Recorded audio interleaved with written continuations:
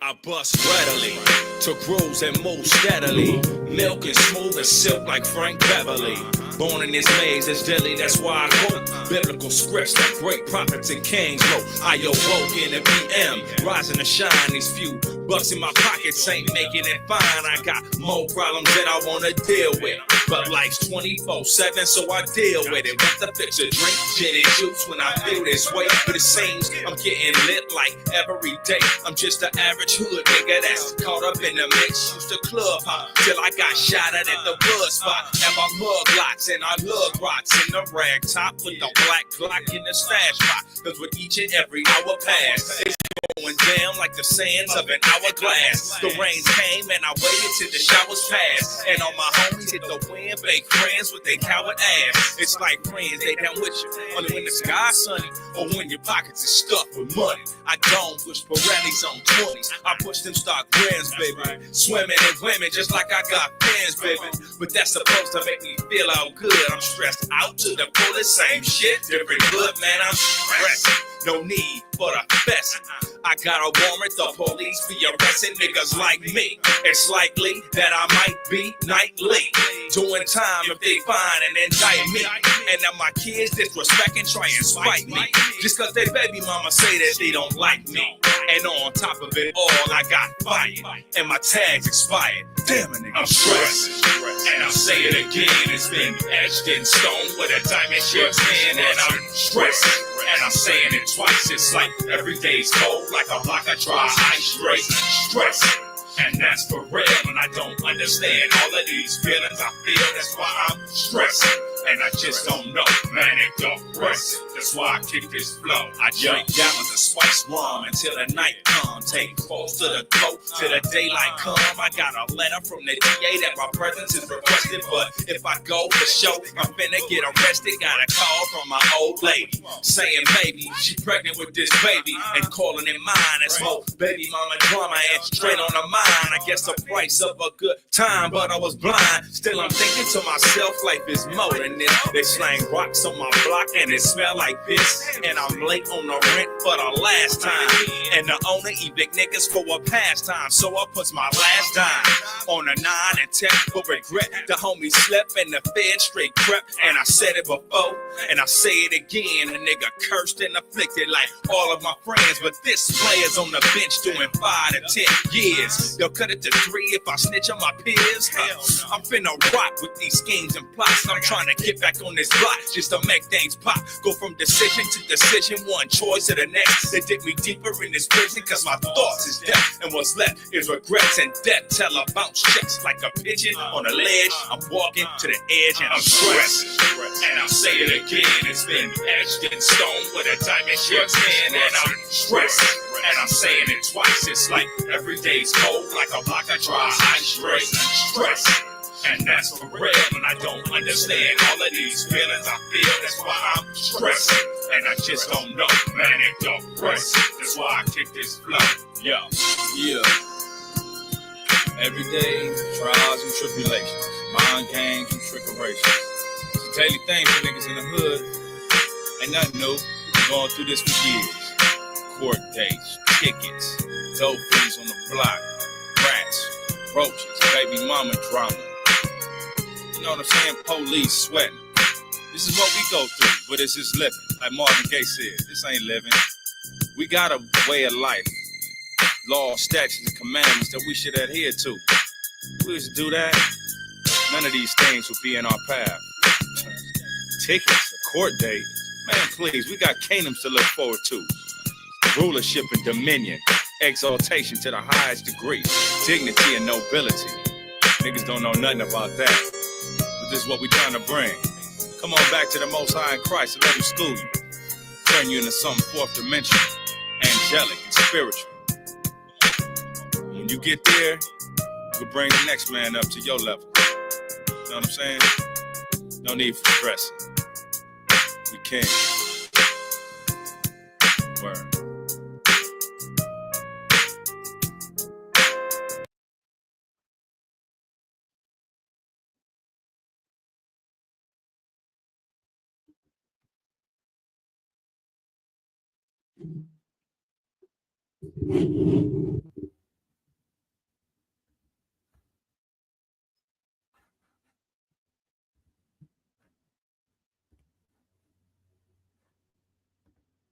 All right, Shalom, Shalom, peace, welcome.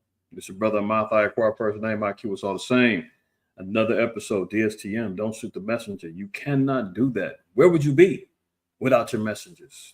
You dig what I'm saying? Hey, all praise, honor, and glory to the Most High for another blessed Shabbat. Happy brew year to my family out there, man. To all the saints of Yasha Allah, man. Happy brew year, new year. We just encountered, still closing out the new moon as we lean towards the evening. Prayerfully, everybody had a blessed new moon, man, and is enjoying the Shabbat right now. It is that time, man. You can see, man.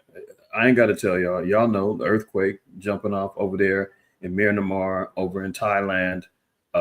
NATO's hell bent on trying to get this World War III cracking. All praise to the Most High, because that's prophetic. That's only letting us know how much closer we are to our deliverance. As the title of that song, Stressing, that should be resonating in all of our spirits, especially now. If you're not feeling it and haven't been touched by the Most High or witnessed it or seeing it in other people's lives playing out, this is a time of judgment, trials, and tribulations. This is the time when the Most High is sifting and he's trying the reins of the righteous. And you're seeing how things are playing out within our community, within the world, so to speak. Stressing, that's what a lot of people are doing right now, be it economic, be it financial, be it through health, be it through family, be it through job, be it through just trying to maintain your faith when everything else around you is crumbling. But this is the time that we're in. This is the time that we're supposed to be rising up to the occasion, man. Just as the time of spring in the bib, we're supposed to be rising up. We're supposed to be budding in the spirit. And that's the goal. That's the goal. All right, let me salute the family in the house, man. My brother Karatazar in the house. Shalom to you, good eye. Who we got here? Uziel, Malachi. Shalom to you, brothers, man. Ashar. Shalom to you, my sister Hashemai. Shalom to you, sis. Shalak. What's good, my brother? Rosemary out there in London. Shalom to you, sis. The house of Beyonce called, man. There you go. All right. Koaf in the house. Shalom, shalom. My brother Jason May in the house. There he goes. All right. Raniyah in the house. Shalom. Hoshai in the house. Yerah. You like that? All praises. All praises. El in the house. I'm glad you wiped them feet. All praises. The elder in the house. Shalom to you, Rashaf. Hey, brother said it. I ain't got to say it. You already know. You already know. Okay, there go my sister Sharon out there in London. Shalom to you and the sisters out there, man. Prayerfully, all of y'all are well. Terry Jacobs in the house. Shalom. And anybody else is going to be joining this live, man. Shalom to all of y'all that's tuning in today. Very important information we got to get off today. Where should we begin? You know what? Give me 1 second. I do want to start here. I had to restart my computer. Hopefully, okay, good. All praises. I had to restart my computer. While I have your ear and while I have your attention, Terry Jacobs is out there in Arlington. All praises. Shout out to the Tejas. Hey, do they have they keep talking about the outbreaks down there in Texas. They're trying to hype that up, saying everybody's infected down there. That maybe we need a new shot, to get us safe. Let me know, Terry. You good? White man's playing games out there. While I have your attention, let me, first of all, speaking of stressing, right? I've personally been affected by that spirit. I'm sure many of y'all have been. But guess what? We need to lean on the Most High at all times. All times, right? Give me one scripture real quick. I don't know why my screen is not sharing.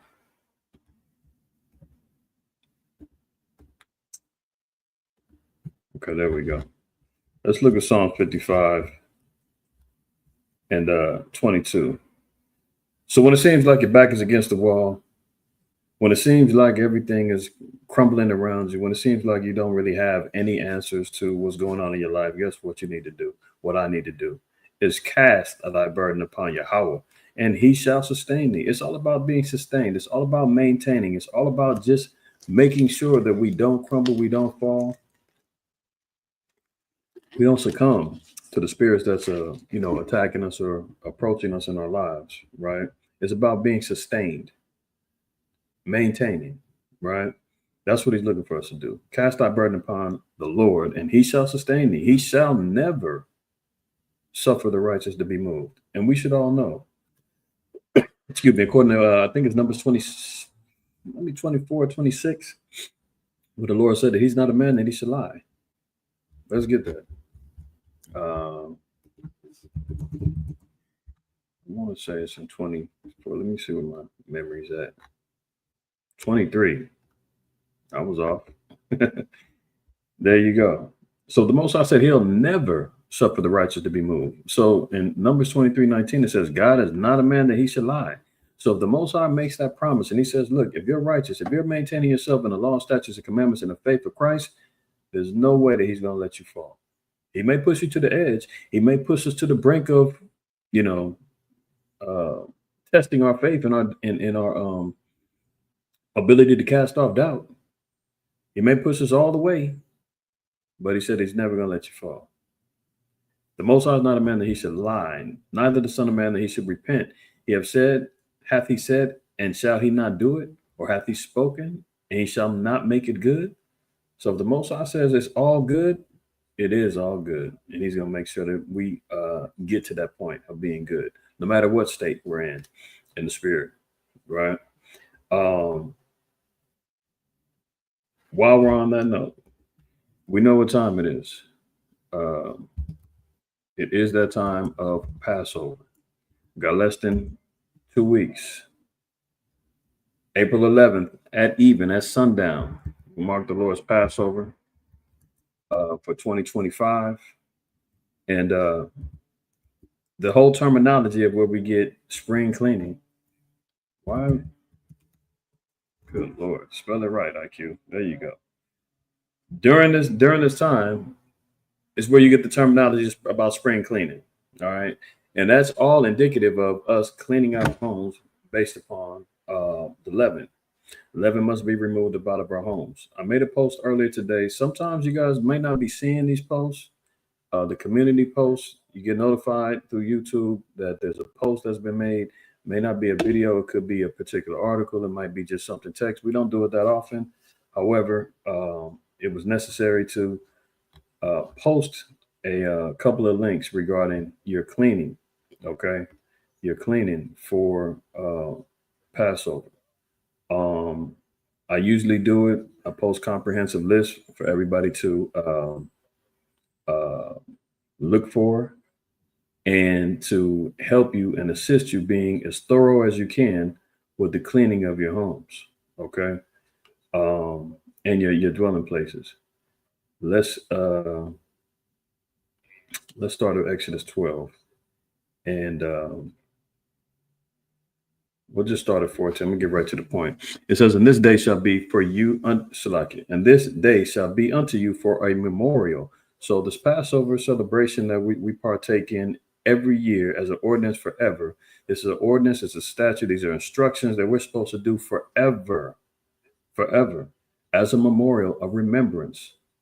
We don't have a temple now where we're performing the utmost sacrifices of these lambs, but we do things out of rehearsing of the righteous acts and the memorial. And Yahweh said that we're supposed to do these things in remembrance of him. This is why we continually keep the Passover, regardless of where we're at. I know there's controversy about, you can't keep it if you're not in Jerusalem. You can't do it without the temple. No, the scriptures clearly tell us that we're supposed to keep this as a memorial, at the least as a memorial and a feast forever. All right. And that doesn't stop. And ye shall keep it a feast to Yahweh throughout your generations. Ye shall keep it a feast by an ordinance forever. 7 days shall you eat unleavened bread. Even the first day ye shall put away leaven out of your houses. So that's the leaven. It must be out of our houses. For whosoever eateth leavened bread from the first day until the 7th day, that soul shall be cut off from Israel. You will be discommunicated. You will be destroyed out of the nation. Your remembrance, your bloodline, will be cut off out of Israel if we went against these particular ordinances. Verse 16, and in the first day there shall be a holy convocation. That is the Passover. That's the first day of unleavened bread as well. According to Luke 22:1, these are the same thing. I know some say, "Oh, well, the Passover is one feast, and then Feast of Unleavened Bread is another." The scriptures did not say that this memorial is an 8-day memorial; it's a 7-day memorial. So, um, Passover, unleavened bread are combined within the same convocation. And in the first day there shall be an holy convocation, and in the seventh day there shall be an holy convocation to you. No manner of work shall be done in them, save that every man must eat, that only may be done to you. So the work that's to be done is performing of the ceremonial aspect of the Passover. So that work can be done, okay, as it pertains to the feast. First day, seventh day, or Sabbaths. No work, no other work should be done. No matter work should be done if it's not pertaining to the feast. Okay. Now, main thing I want to look at is putting away leavening out of your houses. That's important. It must be removed. Let's look at another scripture. Psalms 90 and verse 8. It says, "Thou hast set our iniquities before thee, our secret sins in the light of thy countenance." So we know the scriptures say that the Most High's eyes are 10 times brighter than the sun. Even observing and seeing the secret sins that we all possess and have the ability to possess, right?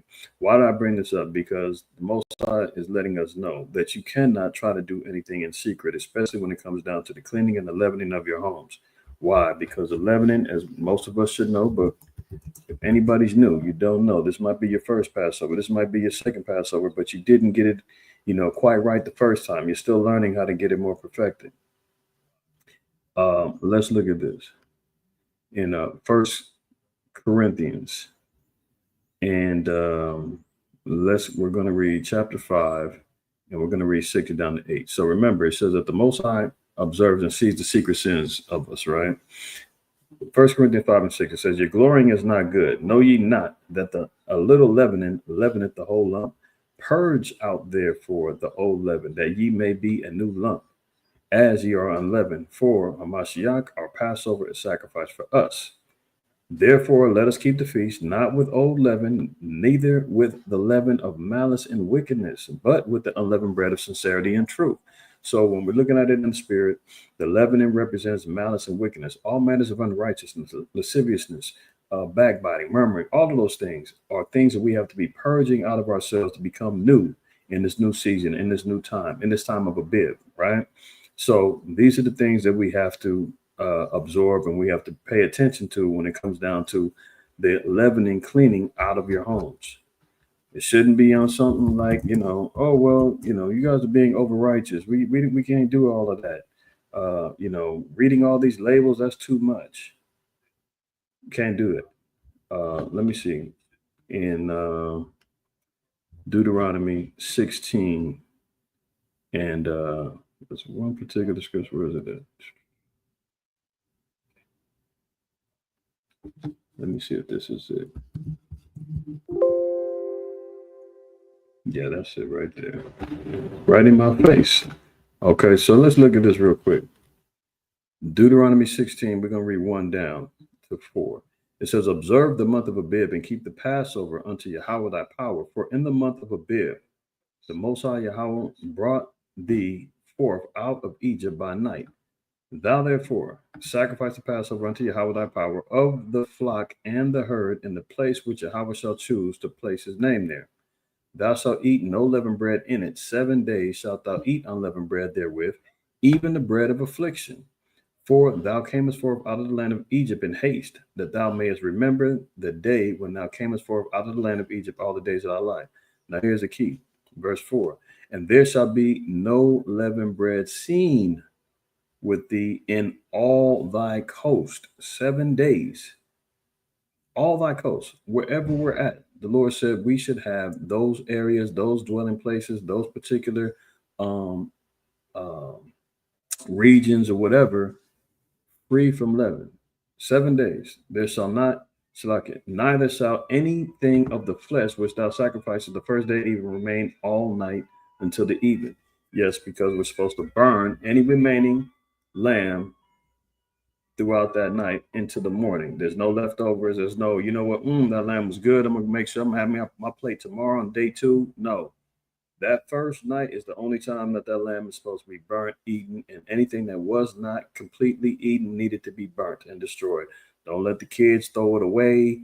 Don't let your wife leave it out on the kitchen counter and all of that, and she forgot to put it. No, you got to go throw that back on the grill, burn it overnight.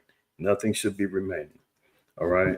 Now it says in all thy coast 7 days. So what does that mean? That means that we have to make sure that things are removed all throughout our homes. You cannot take stuff and store them in the garage. You can't take stuff and throw it in the trunk of your car because you just bought it and you forgot and you spent a lot of money on, whatever leavening products that you neglected to remove.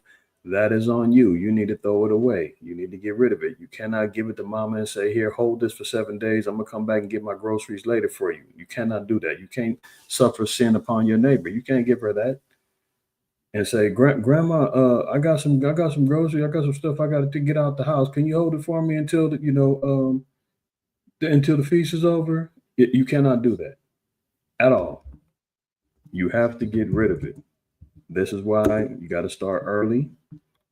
Even 2 weeks sometimes isn't enough because things are hidden. We may not know. Let's look at this in Joshua 7. We're going to read verse 18 down.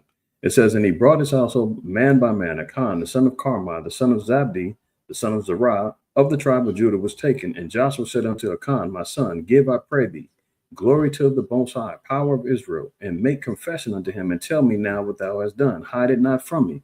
So Israel was at war, and Israel was getting their butts handed to them. And Joshua and the men of war were trying to figure out, why won't the Most High get our back?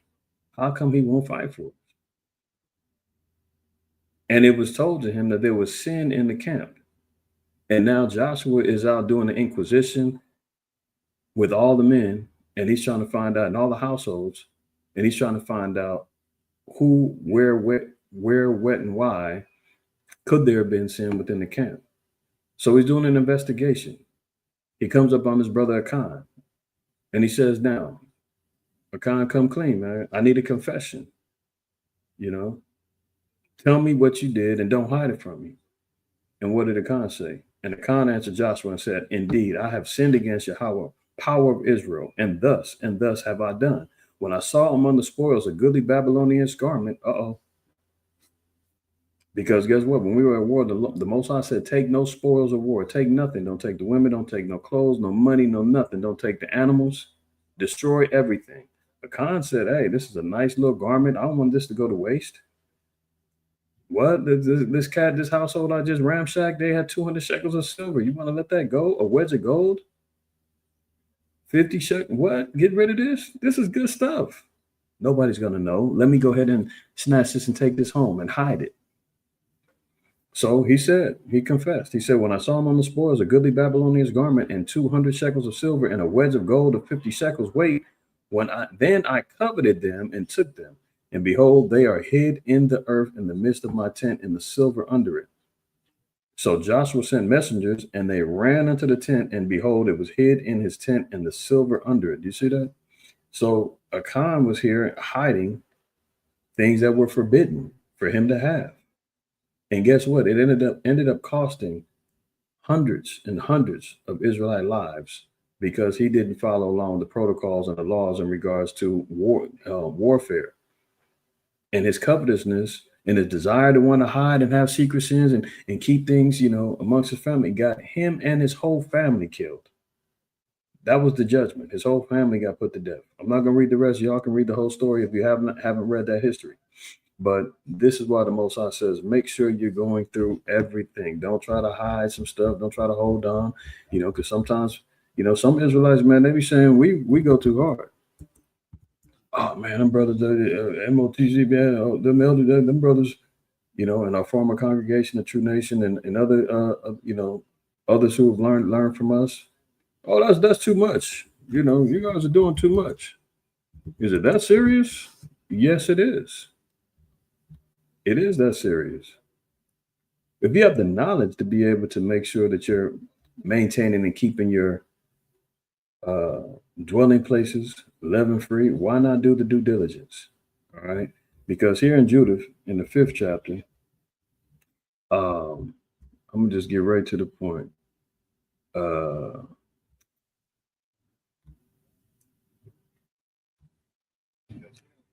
And I'm going to read verse. Well, this is, you read the whole chapter, pretty much you're dealing with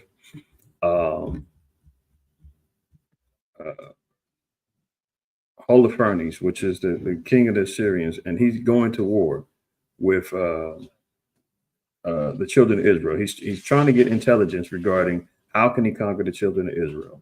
Now he's got an Ammonite and his captain, and the captain holds within his army, and Achior, his name is Achior, which you see down here in verse 5.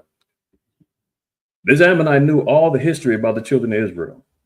Look at it. He said, this are the people that are the descendants of the Chaldeans, speaking about Abraham coming from Ur of Chaldees. So he knew about Abraham, Isaac, Jacob, knew about the covenant, knew about the Most High, the laws. He knew about our exodus from Egypt, knew about everything.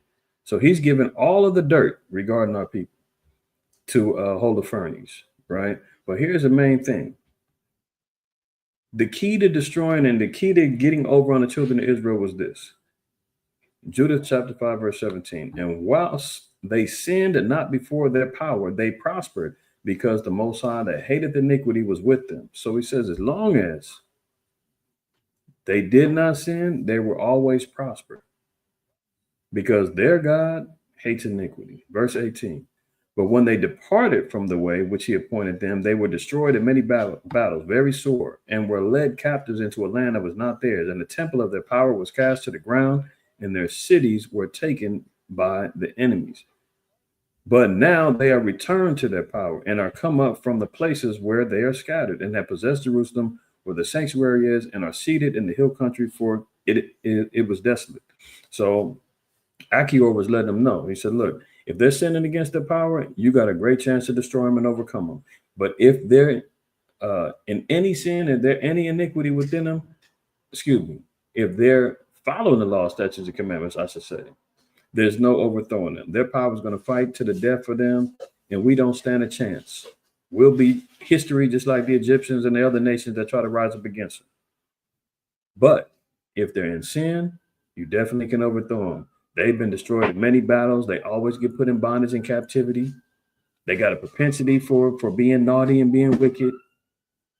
But he said, but right now they're returned to their power. So you might want to fall back and leave them alone. So with that being understood, and you notice that this was coming from Achior, another nation, the Ammonite. He knew about the history about the children of Israel. Don't you think these other nations know about it? You know, why did the Korean man, as soon as he gets off the fish boat, he comes right over here, gets a loan, sets up shop in our neighborhoods. He's selling hair, he's selling nails, he's selling hair products to us. He's selling us the liquor that we want. He's selling us Black & Milds and Newport cigarettes. And how do they know this all the way in South Korea? What a Negro in the south side of Chicago and on the east side of Watts and in the boroughs of Brooklyn and in Memphis, how did they know? How did the Arabs come over here and know exactly what we want and what we like to profiteer off of us? They get in there, they're selling you fake gold. They know exactly how to get our people enticed and to take advantage of us. So the nations have always known the knowledge of us, what it is that we, how to take advantage of us because of our ignorances. And isn't that they're not going to tell us. That's why we're all searching for the truth. That's why we're coming into the knowledge of who we are. This is why it's our job to wake our people up. You can't expect the heathen to do it. They're going to take advantage. And because they know that if they continue and keep us in sin, they will do so. So when it comes down to sneaking unclean products into the foods, sneaking in leavening agents and changing the names so that we don't know, if you're just looking for a yeast and you figure, oh, that's it. As long as it's not yeast, I'm going to take everything. No. You're dealing with the devil. Cannot do that. It's not that easy for him. So if you go, and this is why they know, if they can keep you in sin, this is how they're going to take care of us. So you know that he's going to be crafty. You know that he's going to Look, the scriptures say that we're dealing with the devil who deceiveth the whole world, according to Revelations chapter 12. His job is to deceive. His job is to move in deception, trickery, right? So here's a list, right? So if you're going through your list, it's just a comprehensive list. When you're checking in your kitchen, things you might want to look for. Read all your labels carefully. Make sure you're getting all the crumbs. Vacuum them car seats. Vacuum the your couches. You got a toaster. Make sure you clean out your toaster. Clean out your microwave. Pull out the the oven. Make sure you sweeping and mopping behind there. These are all things that you got to make sure that you're doing. A lot of times, our people kind of take it for granted. You don't even think about these things, and you're just like, "Hey, let me just make sure I get rid of the bread and the cookies and the crackers, and we should be good." These are hidden things that we don't consider and we don't diligently look for. All right, so utilize this list. When you're going through your dining room, look at this. Look, go through your checklist, and it could be fun. You got kids, it could be fun. You give them the checklist. Make sure they're going through it. Come back, compare notes. Did you check off everything? Your kids, when they clean their rooms, you double back, you go in there, make sure they got everything done. These are all things you got to look for. Look, even the baby walker, the playpen, kids be hiding their own little snacks and stuff. No, can't do it. You got to be thorough. All right. So these are just some of the ingredients that are labeled, which are not labeled yeast, but they could be different names. Baking powder, baking soda, monocalcium phosphate, calcium carbonate, aluminum bicarbonate. Okay. All the vinegars. Yes, all the vinegars. Now, if you're looking, at, let's say, vinegar by and in itself, there's a chance that it may not have leavening, but, the scriptures say to abstain from all appearances of evil. Depending on the fruit source in which it's goes through its fermentation process. A lot of times, yeast spores develop within the vinegars. Especially, it is an agent that can replace a leavening agent, such as baking powder or flour or what have you, right? So if it is used to combine and can create a leavening, that's why you stay away from those things too. So you would look at all your condiments, salad dressings, all of that stuff. Anything that's got vinegar in it, you got to get rid of it. Like if you look at Matthew 19, I believe it's Matthew 19, it said that the Romans tried to give Yahweh Shai vinegar on his crucifixion, and he refused to drink it. There's something to be said about that. All right. Here's another list as well. This is even more comprehensive of all of the agents not labeled yeast. You see how long this list is? This is done through careful diligence and time, that brothers and sisters put in to make sure that we're trying to be as thorough as we can for the Most High. Now, you may not be able to catch every last little thing. There could be some new stuff that he's trying to do, but what we do know and what we can control, these things you gotta go through. All right. So hopefully everybody's prepared on this journey and has been abiding by things. Even your waters. Some of the waters have sodium bicarbonate in them. Bottled waters, yeah. You got to check all of those things. Okay. And sodium bicarbonate basically is like baking soda, which is a leavening. You can't have those things. All right. And we even have meal ideas. Sometimes you might get burnt out and can't, think about what type of menus you want to do, what type of food you want to do. I know a lot of times, man, especially single brothers and all that, they just get bored and just, I'm just eating tacos every day.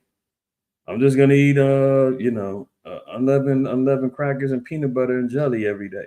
You don't have to just pinhole yourself into things that you just can't, you get tired of and you're dreading having to go through it. Be creative, So we provide a couple of different little recipes that you can go through, for you cooks out there. We're trying to help make it more enjoyable and more creative for Israel. All right. So if you want to look unleavened bread recipes, you're looking for that, it's all on here. All right. So all praise to the Most High. Prayerfully, everybody can utilize these tools, man, and draw closer to our power in the spirit of righteousness and truth. All right. So again, it's in the community tab of our YouTube channel. Both links are there. All you got to do is copy and paste it into your browsers and you'll have it. If anybody has any issues, with accessing this, because again, this is important. Anybody has any issues, yeah, any problems getting to it, feel free to reach out. Make sure you email us. You see the email, the covenant 144@gmail.com. I'll send it to you directly. If you can't find it on the community tab, some of y'all know how to find us on Instagram, on Facebook. Y'all reach out to me on Facebook through Messenger. If you have any problems getting access to these lists, hit me up. We'll make sure that you get it done. We want everybody to be accountable in the spirit of righteousness and truth, trying their best to serve the Most High and make this Passover as blessed as possible, right? Because at this time, like I said, we're dealing with times of tribulation, trials, and whatnot. And we want the Most High to fight for us during these times. So the only way we can do it is you got to pay it forward. Pay it forward by doing your, see, here goes one of these lazy Negroes right here. The other guys, all you know is men of Israel, just stay safe. Rice, tacos, and that's it. Yeah, God. There you go. So, it ain't got to be that boring of a menu, man. Everybody can, get creative with it. You feel me? So it's not, remember, the Most High said that his commandments aren't grievous, right? Sometimes our people get caught up and be dreading. Oh, man, I can't believe this. I don't want to have to go through all this, man. Passover's coming, stressing. I got to actually clean up. Oh, is it that bad? That you got to clean up? Oh, you got to start reading labels. Oh, well, guess what? That's what it's about. Because even when it comes down to maintaining and keeping these dietary laws, that's exactly what it's about. Making sure that you're not defiling yourself, and you got to go through reading them labels to make sure that you're not eating anything. This is what the Passover keeps us in, due diligence and making sure that we're staying on point. So don't make it harder than it is. We should all be praising the Most High that He's giving us opportunity to be able to do that. Hold on one second.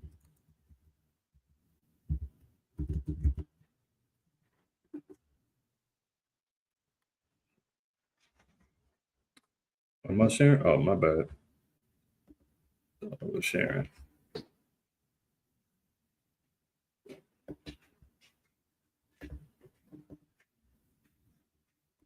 There you go. So 1 John 5:3 says, "For this is the love of the Most High, that we keep His commandments, and His commandments are not grievous." Not grievous. Yeah, it might be a little time consuming. You got to be a little diligent with getting it done. And trust me, all praise to the Most High. This would be, I don't know, 31st Passover, 31st Passover, and every time you're scrambling to the last minute. You can plan as much as you want. Oh, I started a month ago, 2 months ago. I started 2 weeks ago, whatever. Up until that last minute, you're probably going to find something. You're going to be like, oh, shoot, I'm glad I got rid of it. Right until the last minute. Even up when it's time to, get to the ceremony, and, everybody, we always set a time, get there at 7:30, 8 o'clock, we'll start. And you find out you're running late. Why? Because you got the last minute thing you're scrambling around to do. So sometimes it can be tedious, but guess what? Not grievous. All right. So with that being said, just want to make sure that I got that out there, that y'all have access to the resources to make sure that you can get your list in order, and we can all be on one accord, making sure that we're keeping this feast in the utmost spirit of righteousness as possible. All right. Now, we got some other things to talk about. Where's my PowerPoint? Hold on. There we go. Other things to talk about. Let's get to it. Let's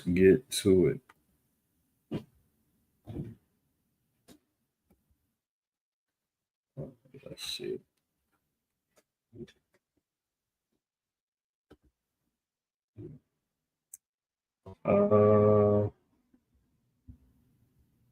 Slacky, y'all. Let me make sure this thing's looking.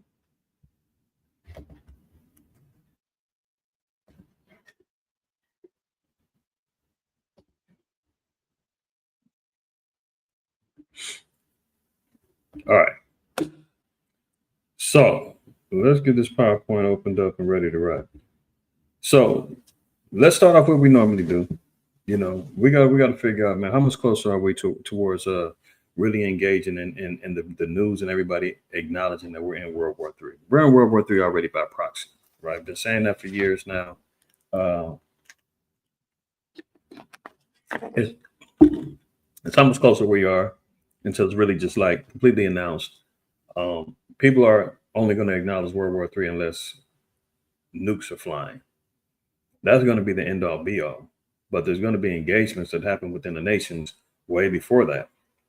Okay, so um, part of the headline was that NATO is hell bent on getting into war with Russia.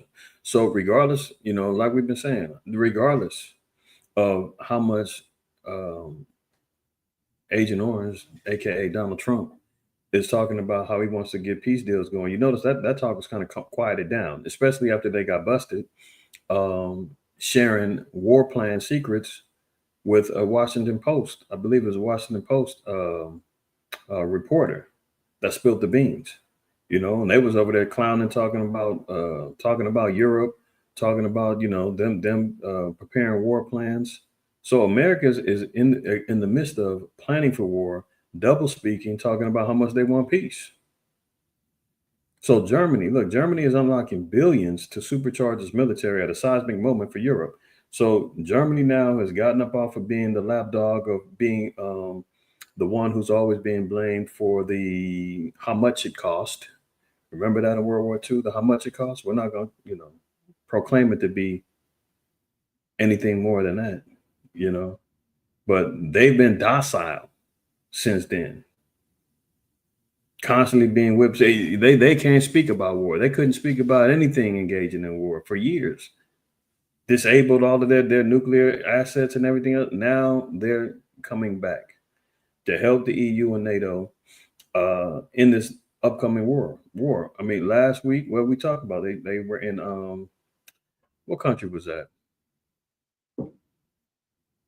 It wasn't was it the UK? Not the UK. I think it was France. One of those countries in the EU. They were telling them. No, it was France. Remember, they gave them a 21-page book about preparedness and making sure they got 72 days of food and water and preparing for an invasion and war. I mean, they're over there telling their people, get ready. What are our people over here doing? You know, our people over here is completely dumb, deaf, and blind.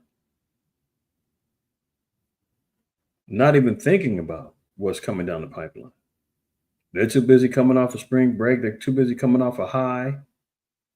Too busy chasing pills and lean and skirts and chasing wallets. You know. So look at this. It says, "Do you think you can trust Putin?" German Brigadier General Ralph Hammerstein asked with a wiry smile. It's a rhetorical question to which most of Europe would give the same answer: no. As the Trump administration continues to pursue a deal to end the war in Ukraine, one that may end up being more favorable to Moscow than Kiev, Europeans for the first time in decades are focusing on their own military might. So here they are trying to spoil any quote unquote plans for peace. NATO was completely against it. NATO wants the war. They want World War III to jump off. They want to be able to collapse and get at Russia. Why? Look, if they can conquer Russia, do y'all know that Russia has the most natural resources in the world?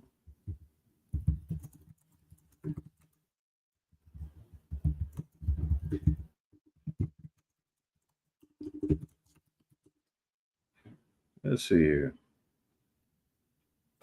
Let's look at this real quick.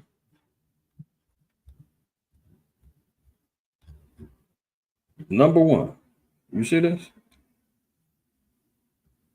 Let's start. Let's double back up here so you can see.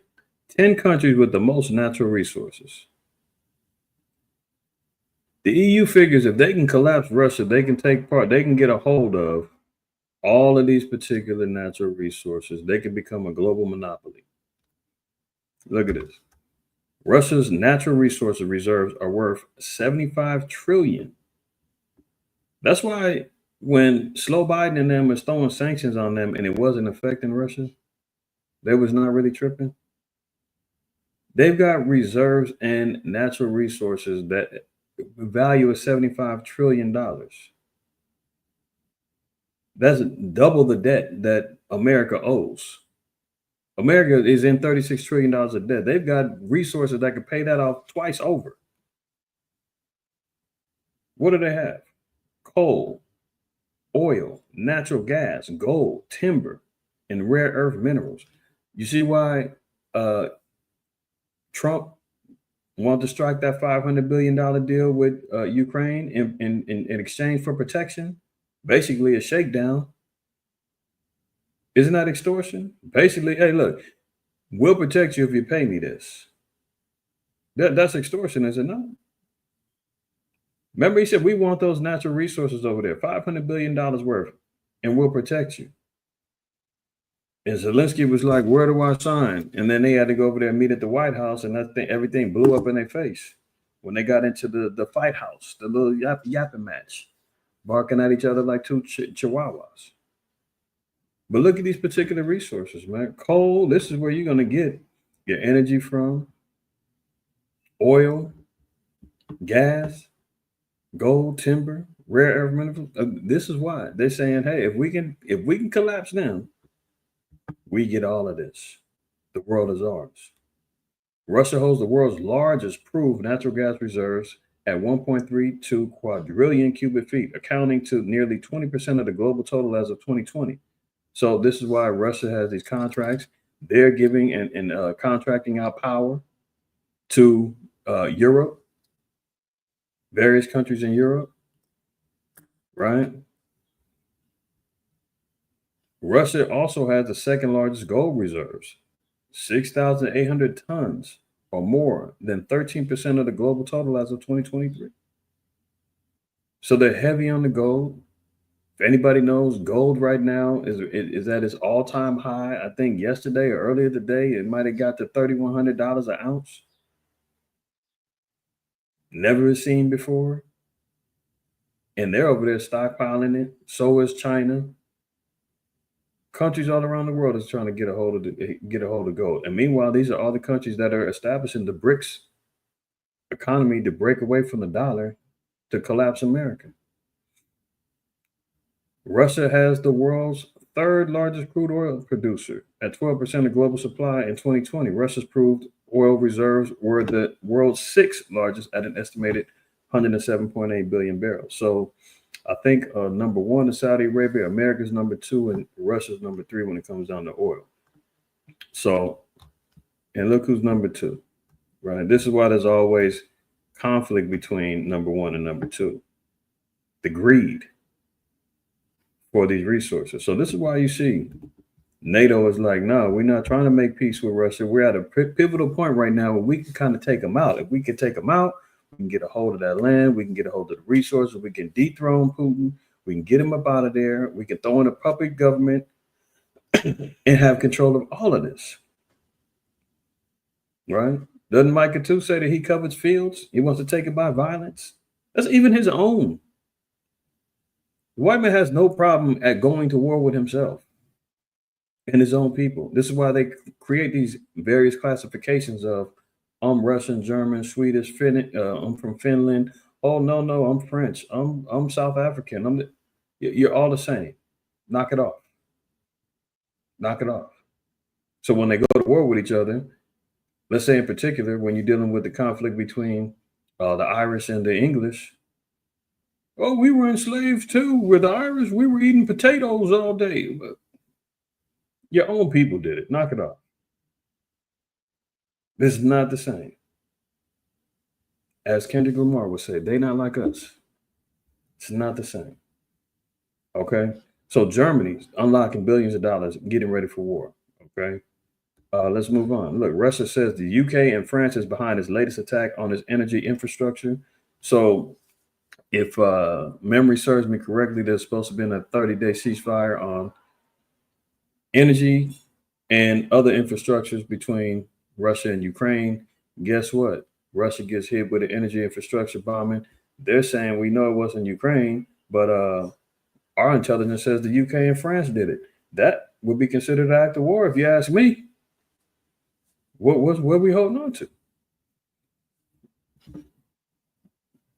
Look at it. There's been another reported attack on the Sudsa pipeline infrastructure in Russia's Kerch region on Friday. Foreign Ministry spokeswoman Maria Zarkova conveyed to journalists a Russian military assessment saying a metering facility was, quote, de facto destroyed in a Ukrainian HIMARS attack.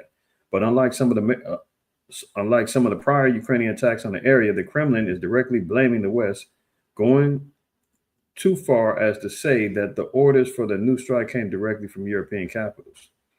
We have reason to believe that the targeting and navigation were facilitated through French satellites and British specialists. Input target coordinates and launched the missiles, Zarkova said. So what they're saying is that Ukraine launched the missiles. However, they used French and British satellites and British specialists to get the coordinates to do it. So they're working in cahoots with NATO already. This is why we know that this war is getting ready to get really cracking pretty soon. All right, let's continue. Houthi rebels launched missiles at a U.S. aircraft carrier and Israeli airport in a huge blitz. So the Houthis are firing back. Remember last week, or was it 2 weeks ago? Agent Orange put out the order to bomb the Houthi rebels in Yemen, and they got some get back.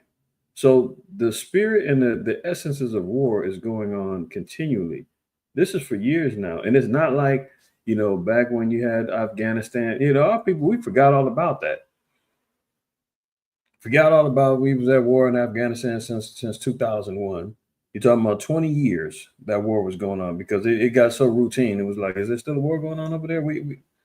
Nobody was even thinking about it. Back in 2001, when the towers got collapsed and all that, everybody was hyped up. Not everybody. Well, we was. You know what? I was in the true Israelites. We was hyped up because we was like, hey, this might be it. This might be World War III. It's about to go down. And but the average so-called Black and Hispanic was running around here with damn American flags and wrapping themselves up and being fake patriots, talking about they want to destroy our way of life, and we got to defend ourselves, and you're either with us or you're with the terrorists, quoting George Bush, and running around acting like as if they were people were going to enlist to be a part of the war because they wanted to go defend their country and be the next Rambo. And guess what? As the years went on, people started seeing and realizing, oh, there's no weapons of mass destruction. Oh, we got lied to. What? Hey, we need to get out of there. What are we fighting for? This is wrong. This isn't right. And then people go against it, and next thing you know, people just forget about it. This is completely different. We're not talking about isolated wars. Nobody's really tripping off of the multiple wars that's been going on in Africa for years. Nobody's tripping off of the wars and the civil wars that's been going on in let's say Syria over the years. Nobody was tripping about the little civil wars that was going on between Ukraine and Russia since 2016. This ain't the first time they got into it. Nobody was really caring about that. But now America's at the forefront. NATO is at the forefront. Multiple nations are involved in talking this war talk, talking this nuke talk. This is a completely different spirit that's jumping off. And we know this is all coming from the spirit of the Most High. The Most High acknowledges it in Joel 3. We've read this before, but this is why it's different. This is why we got to be in our discern mode, because this is the time what the Most High said, proclaim thee this in Joel 3:9. Proclaim ye this among the Gentiles. Prepare war, wake up the mighty men, let all the men of war draw near. So this is why we're seeing all of these nations, especially these Gentile nations, the heathens, are preparing for war. He said, let them draw near, let them come up. Beat your plowshares into swords and your pruning hooks into spears. Let the weak say I'm strong. So what are they doing? Forgetting about their laborious activities that they were doing every day, forgetting about the normal governmental and democracies that they're running in and doing. No, now it's get prepared for war. All the armaments, the billions of dollars are being spent. Last week, I covered an article where they said that NATO and the EU were saying that they had to prepare to be without America's help within the next 5 to 10 years. So they're pulling together their resources and their money to develop defense spending and getting prepared for war. This is that time. So this is the time of World War III. This ain't the same type of war that, because people say, well, there's been wars for centuries. There's always been war jumping off. You guys are fear mongering. It's not the same. You're right, it ain't the same. This is completely different. This is all of the Gentiles being prepared for war. These are the Gentile nations that are being called up. All of them are being called up and being brought into the table saying, are you ready? Are you ready? Fight. You feel me? This is where we're at. So the Houthi rebels, they're launching missiles at a U.S. aircraft carrier and Israeli airports, right? Moving on. Bomber Command. U.S. masses of B-2 stealth bombers with 125 tons of bombs on a Brit island near the Houthi kill zone just days after Yemen strikes.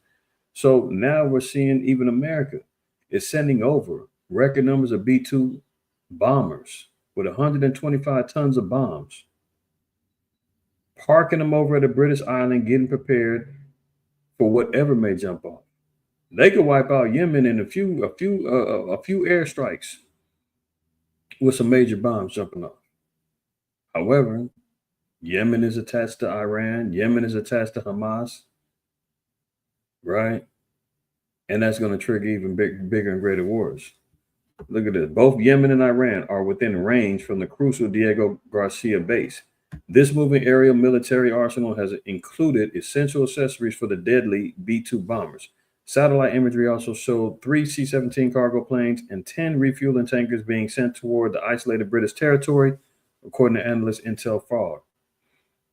Several B-2 bombers were spotted moving from the White Man, AFB, in Missouri to the Diego Garcia. I love that. White Man Air Force Base in Missouri. You can't make this up, man. Who's at the charge? The white man. And that's who's sending the bombers. Several B-2 bombers were spotted moving from the White Man AFB Air Force Base. See that down there? In Missouri, going to Diego Garcia. So go figure, you know. It says the U.S. has dispatched B-2 stealth bombers loaded with 125 tons of explosives to a British island. The bombs were deployed to the Brit territory near a Houthi stronghold just days after Donald Trump ordered deadly strikes in Yemen and threatened, quote, hell will rain down. So the spirit of war, that's really going down right now, man. And they're coming from the White Man's Air Force Base with B-2 bombers, man. 125 tons of bombs, loading them up, putting them in shooting range of Yemen and Iran in military posture and preparing for war. Let's see what else is on the deck. U.S. and Iran, five signs of looming conflict. The growing tensions between the United States and Iran have sparked fears of a potential military conflict. Signs indicate that both nations are preparing for a major confrontation with military buildup, strikes, economic sanctions, shows of military force, and diplomatic breakdowns. So, remember, I've been saying this is the one nation that Donald Trump can't tame, he can't control. Iran is not with it. So there's no negotiating, there's no deal, there's no sanctions that they can do. The sanctions that they did put on there, you seen last week, China and Russia came to their defense and said, look, we reject these sanctions. You need to get up off of Iran, let them get back to their nuclear research and power, and let them be as the rest of us. So, you know, as we read last week in Ezekiel 38, that Russia's going to be a guard under Iran, or as the scriptures call them, Persia. It's all happening. It's all here. 5 signs. There's a looming conflict coming towards you between U.S. and Iran. Let's look at them. Number 1 is a military buildup. The U.S. has significantly increased its military presence in both the Persian Gulf and the Indian Ocean. We just seen it with the B-2 bombers they're setting up over there, right? U.S.-Israeli operations and Iranian proxies. The U.S. and Israel have both escalated their military operations in the region. In Gaza, Israel's ongoing airstrikes on Hamas targets have drawn broader regional involvement with Iran's support for militant groups, adding a layer of complexity to the conflict. So the fact that Iran has gotten involved by proxy, by funding Hamas and sending over their own weapons and troops and all of that to help with this with the Israel and Hamas and battle, that's drawing them closer. Sanctions and maximum pressure. Economic sanctions have played a pivotal role in the U.S.-Iran standoff. So we've seen, again, Russia and China coming to Iran's defense saying that they shouldn't have nuclear restrictions, lay up off of them or else, in so many words. Demonstrations of military might, letters of diplomatic deadlines. I mean, they're putting deadlines on diplomacy and agreements and sanctions and truces and all of this other stuff. So there's a number of different reasons why you can see that warfare between America and Iran is inching closer and closer, right? But we got more to talk about. Let's continue. Look, Britain and France are sending military teams to Ukraine to, quote, deter Putin. So there you have it. And they're calling them peacekeepers. That Britain and France are sending military over there. So that's already letting you know NATO. Now, I did see that. Now, this was as of, I believe this was Thursday. And I did see an article, I think it was yesterday or earlier today, that they said that they were second thinking about going forward with this, that they might back off a little bit and not, send these troops over there. But if they do, and if they go, forward with it, that's it right there, man. That's World War III off the rip. NATO is directly going to be involved. They ain't gonna say, well, we're just using intelligence. Oh, we're just giving them the satellite feeds, and no, you got troops on the ground, calling them peacekeepers. Russia's already said, man, if you get over here and involve yourself in this business, I'm taking it as an act of war and it's lit for any European country that wants to come over here. That's what Russia's response has been. So British and French military teams will be deployed to Ukraine in, quote, coming days. Emmanuel Macron has confirmed the delegation from the Ukraine and France will be sent to work with Ukrainian armed forces as part of a reassurance force, even if the idea is not backed by all European allies. So this particular article said they're going forward regardless if they got all the support of their European counterparts. But I seen an article today, I believe on Newsweek, that said that France's European allies are scaling back on this idea. So I'm not sure if they're going to push forward with it, but it said in the coming days. So we'll know by probably next week, most I willing. They got some troops over there, man, and it's going up again, and it's going to escalate even more. So let's continue.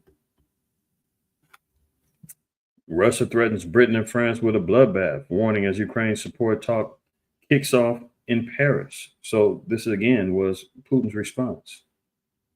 Oh, you coming over here, Britain, France? You want to join in on this? Okay. You can get part of this bloodbath too. So that's a declaration of war for NATO and Russia.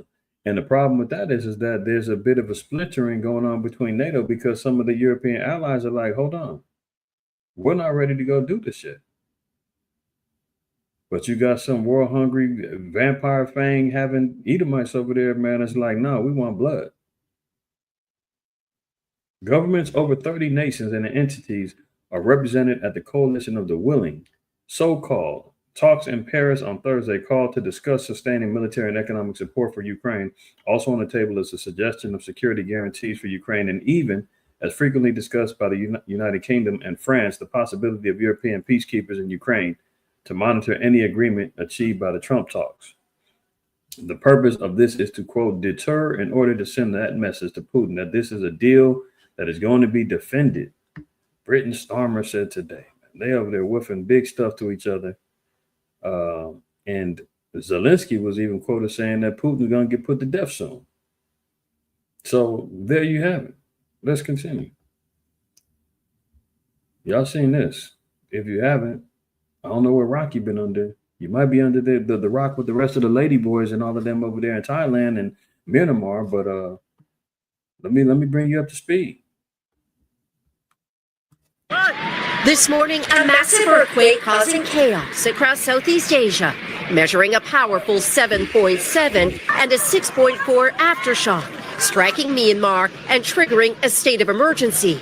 Its impact felt in cities that. across They the look at each region other. as far Godzilla, away as Godzilla, Bangkok, Godzilla. Thailand. 6.4 aftershock, striking I Myanmar know, and I know. Y'all triggering probably a saying, state he of ain't right. Why emergency. you laughing It's at them? a powerful 7. Hey, you know why? Because guess what? You read in Judges, Moab had us in bondage. Read in Judges, Ammon had us in bondage. You know. Now, don't get me wrong. There's some Israelites over there in Thailand. I bet you all them expats is moving over there, man, trying to find them a little Taiwanese female and going over there getting their sex changes and everything else. You know that Thailand is one of the more liberal countries when it comes down to LGBTQ plus HIV movements. You know, dudes going over there, man, getting flipped and tricked, engaging with what they call lady boys. You dig what I'm saying? Cats is going over there, man, getting swapped out, getting their transmissions changed. Dudes moving over there, man, so they can go trick some money off on Taiwanese prostitutes, trying to find them a little geisha girl to, settle down with. And now they over there getting rocked by 7.7 earthquakes. Imagine that. And I believe at the time that I looked this morning, the death toll was over 1,000. Over 1,000 and rising. This morning, a massive earthquake causing chaos across Southeast Asia, measuring a powerful 7.7 and a 6.4 aftershock, striking Myanmar and triggering a state of emergency. Its impact felt in cities across the region as far away as Bangkok, Thailand. Across the region. Look at this guy. He's down there a mile away. He's running for his life. That is wild. He's down there a mile away. He's running for his life. Its impact felt in cities across the region as far away as Bangkok, Thailand. The city, declared a disaster zone by Thai officials, is home to 17 million people, many living in high-rise apartment buildings. This skyscraper shook, buckled, and was reduced to a pile of rubble as people looked on in disbelief. The quake forceful enough to turn this rooftop swimming pool into a waterfall.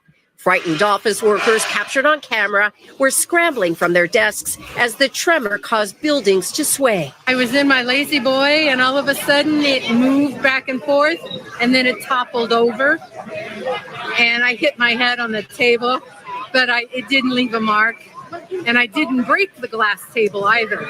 Alarms going off as the quake hit around midday in Bangkok. Crowds were waiting at rail stations to evacuate. Yeah, man. See, this is a little paradise for a lot of people coming from America and other countries. They flying over there because they love the beaches. They want to go over there because they want the women. They're going over there because they want to, they're retiring, going over there, living cheap, living like kings, involving themselves in all kind of evil and wickedness. I just started watching that show, White Lotus. I don't know if anybody's seen that on Max, right? And ironically, the last episode, I just started watching it maybe about over the last month or so. In season 3, I don't want to spoil it for anybody, but ironically, season 3, White Lotus is like a luxury spa hotel or whatever the case may be. And each season highlights the lives of particular guests. And the last season, or the season right now, they're in Thailand. And there's one scene, man, and it's kind of it gets kind of wild, man. Some scenes I gotta fast forward. But there's this one scene, man, that Edomite is chopping it up with his buddy, and he's talking about when he moved over there, man, how this dude is trying to find himself sexually, and he's, I don't want to get too graphic, but he starts getting engaged with the lady boys. The lady boys start, flipping the script on him, and he likes that, and now he's paying dues to wild stuff going on over there in Thailand, man. One of the guests, the daughter, she wants to become a Buddhist, so she wants to engage in, idolatry and all of the false philosophical context of that religion. you know, and that's what's going on over there. Praising of Buddha, all kind of sexual immorality, transmissions running wild in the streets, dudes running over there, man, spending and tricking their money off. So Jason said he's seen it. Okay, so there you go. If you haven't seen it, it's a good show overall. But you know, it does have its graphic moments. But ironically, this particular season, they're in Thailand, and boom, lo and behold, the Most High strikes this place. 7.7 thousands dead. From more densely populated areas, reports from inside Myanmar have been slower to come. But videos on social media showed debris in the streets and broken roads and a major bridge near Mandalay that fell to. Look at that. The bridges collapsed. And this is a place that gets frequented by earthquakes. You would think that they would start building up the infrastructure to be a little bit more earthquake sound, but they can't do it.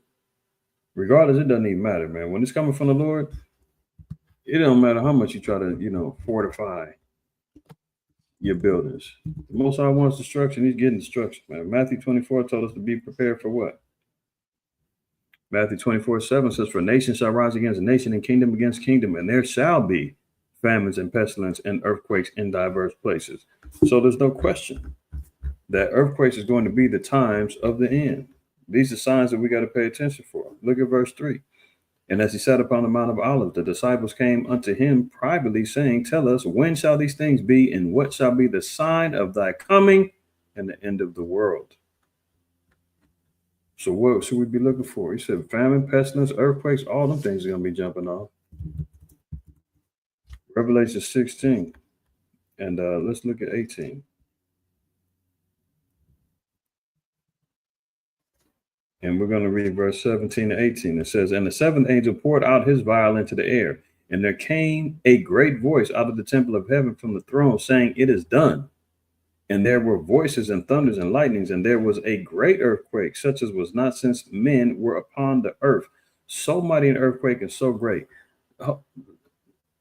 Let's put this into perspective. We just got through seeing, you know, we seen live footage of the destruction of a 7.7. Buildings collapsing, thousands dead, right? Now, if we look at, now this is the list of natural disasters by death toll. And do you know that earthquake, because, you know, sometimes people be tripping about the death toll numbers, or the thinking that an earthquake, and I was looking for this particular article and I couldn't find it immediately. So I just pulled this up right here. But I remember there was an earthquake, I want to say it was in Pakistan, or it could have been Turkey, where it was over 200,000 people got put to death. And that was in early 2000s. I didn't see it on here on this list, but you can see. Look at it. 1139 Ganja earthquake in present day Azerbaijan. That happened in September 30, 1139. 230,000 people. China had an earthquake in 1920. 273,000 people got put to death. Now, did y'all know the earthquake in 2010 in Haiti killed an estimated between 100 and 300,000 people? Look right here. Haiti. Many of y'all was around and seen and witnessed that. Now imagine the Most High said this earthquake is going to happen according to Revelation 16. It says it's going to be like one that ain't never hit before. That is fearful, man. When you got one earthquake, and the earthquake only takes a matter of seconds to minutes, coupled with aftershocks. For most of y'all, for some of y'all that don't live in California, whatever, or earthquake habitable zones, y'all don't know what them earthquakes be feeling like. But when they hit, and it feels like forever, but it might only be going on for maybe about 30 seconds. And within them 30 seconds, you might get a lot of damage. 100,000 up to 316,000. They don't know. Anywhere between 100 to 300,000 people died in that earthquake in Haiti. So imagine the one that the Most High sends to really start settling the score with the earth and its inhabitants. It's going to be wild. Brother said he gets tremors every day in Seattle. Yeah, they talking about the earth. I mean the volcanoes, the ring of fire, all the activity that's going on. Man, the earth is upset, man. Let alone, I mean, really, it's the wrath of the Lord. The Lord said these things, but at the end all be all, he's utilizing the earth as a weapon. Here you go right here. Look, 2008, same place, Myanmar. They had a cyclone. 138,000 people got put to death. Indonesia earthquake. Same regional areas, right? They getting hit up, man. Most High is not playing. So we're talking about a time of judgment sifting. We're seeing the Most High putting out and making examples of nations and peoples. This is what it's looking like. Okay. So it's all from the Lord. So we're going to monitor and see what that death toll is looking like as we continue on. Now, look at this. Shout out to my brother Naquab. Because while everybody was focusing on Marvin Sapp, and we're going to look at his little greedy behind too in a minute. But I wanted to go off script because everybody's flaming Marvin Sapp. So, I'm just going to add a little bit of spice to my, to my recipe for his little fat greedy ass. But look at this. Pastor's gone wild. Megachurch pastor caught on camera breaking into a woman's home.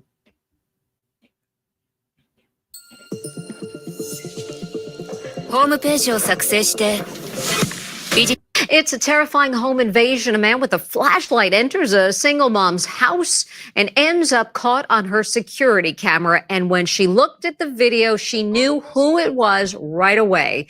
Here's why. It's terrifying. A man caught on security tape breaking into a home. What made this even more shocking? Whoops. I'm wondering, first of all, how the hell is he walking into the door so easily as if he got a key? Is she just living there with the doors open and he knows like her door is always open? I mean, she just crept, he just walked right in there, no problem. But let me let it double back. Is the identity of the intruder. It was 43-year-old Marie Columna's pastor. There he was in her kitchen, clearly identifiable. You would never think a pastor would do anything bad to anyone. When you follow God's vision. And it's not just any church. 49-year-old Sergio Guardia was a pastor at a mega church, the 24,000-member Thomas Road Baptist Church in Lynchburg, Virginia. Maria and her husband were very close with the pastor and his wife, as seen in this photo. What was Pastor Guardia like? Very charismatic, extremely nice. But after she divorced her husband, Marie says, now you see what she said? Oh, he's very nice, kind. He's bringing her groceries and all the other stuff. Look.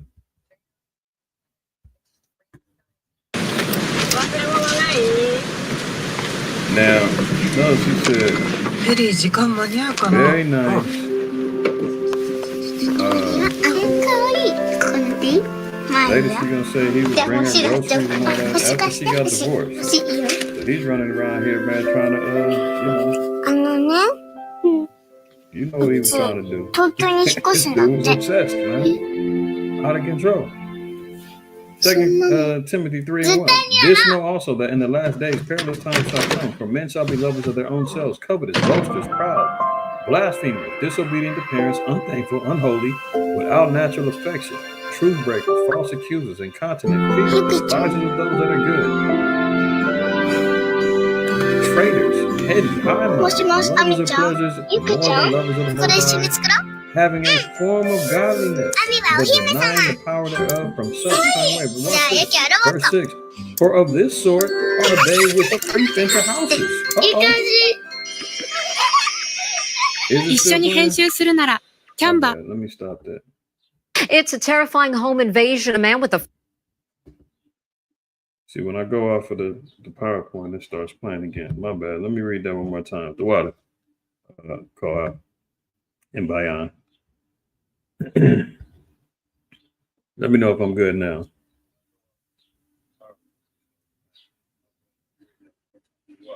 Did it stop? Let me see.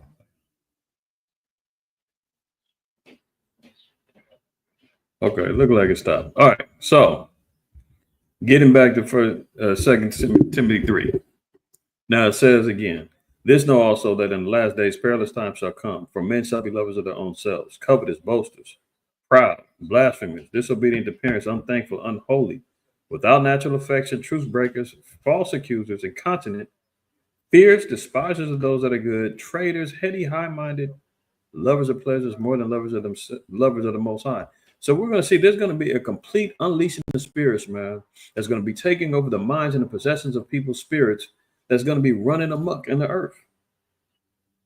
There's going to be a lot that we got to look out for, a lot that we have to be protective of, a lot that we have to be aware of, a lot that we have to be vigilant and fight against.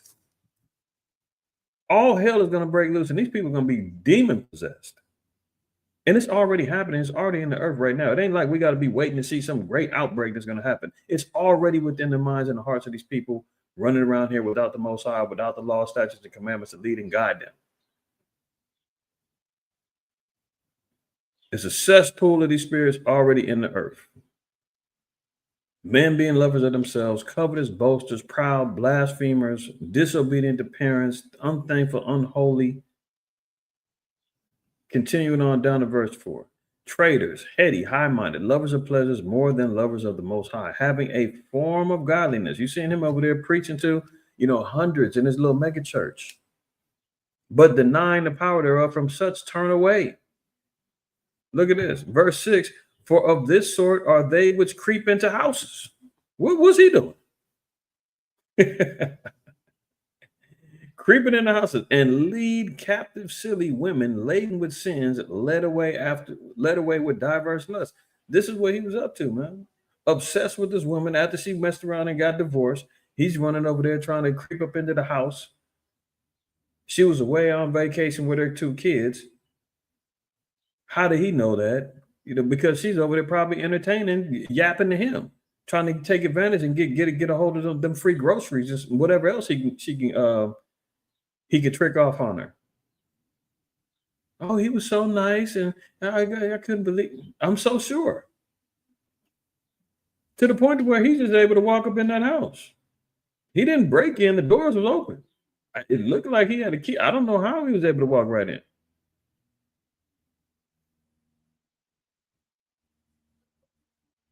Ashar, is that the one you talking about with the 200,000?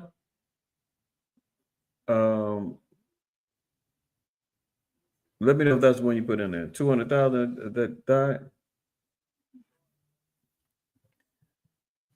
But continuing on right here. For of this sort are they which creep into houses and lead captive silly women laden with sins. They ain't teaching the laws and the commandments in that church. And based on his name, he might have been in Northern Kingdom, might have been 10 tribes. Led away with diverse lusts, man. He was over here lusting after this woman, man. Completely obsessed. Let it play. Creeping in the houses.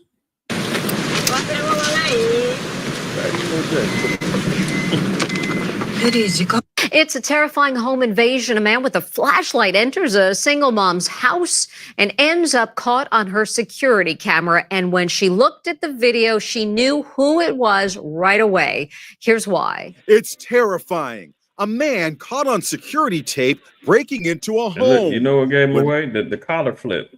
See the collar flipped up? He's wearing the same thing when he's preaching. He got his little preaching clothes on. Trying to be hip. These new age preachers, man, thinking they trying to be hip, trying to dress cool, man, dressing down. They ain't wearing a suit and tie. They ain't wearing the the bishop cloths anymore. You know, they want to be hip. They're wearing tennis shoes and jeans now. Made this even more shocking is the identity of the intruder. It was 43-year-old Marie Columna's pastor. There he was in her kitchen, clearly identifiable. You would never think a pastor would do anything bad to anyone. When you follow God's vision. And it's not just any church. 49-year-old Sergio Guardia was a pastor at a mega church. You see the collar flip? He wearing the same damn jacket he was wearing at the church.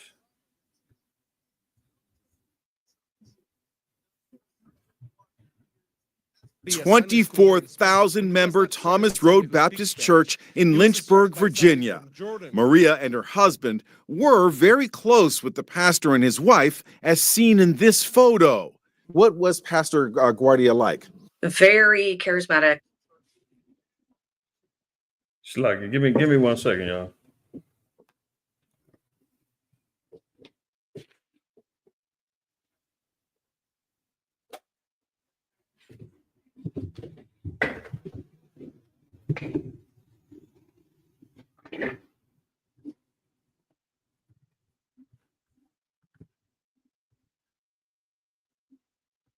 It's terrifying. A man caught on security tape breaking into a home. What made this even more shocking is the identity of the intruder. Oops. It was 43-year-old Marie Columna's pastor. There he was in her kitchen, clearly identifiable. You would never think a pastor would do anything bad to anyone. When you follow God's vision. And it's He wearing the same damn jacket, man.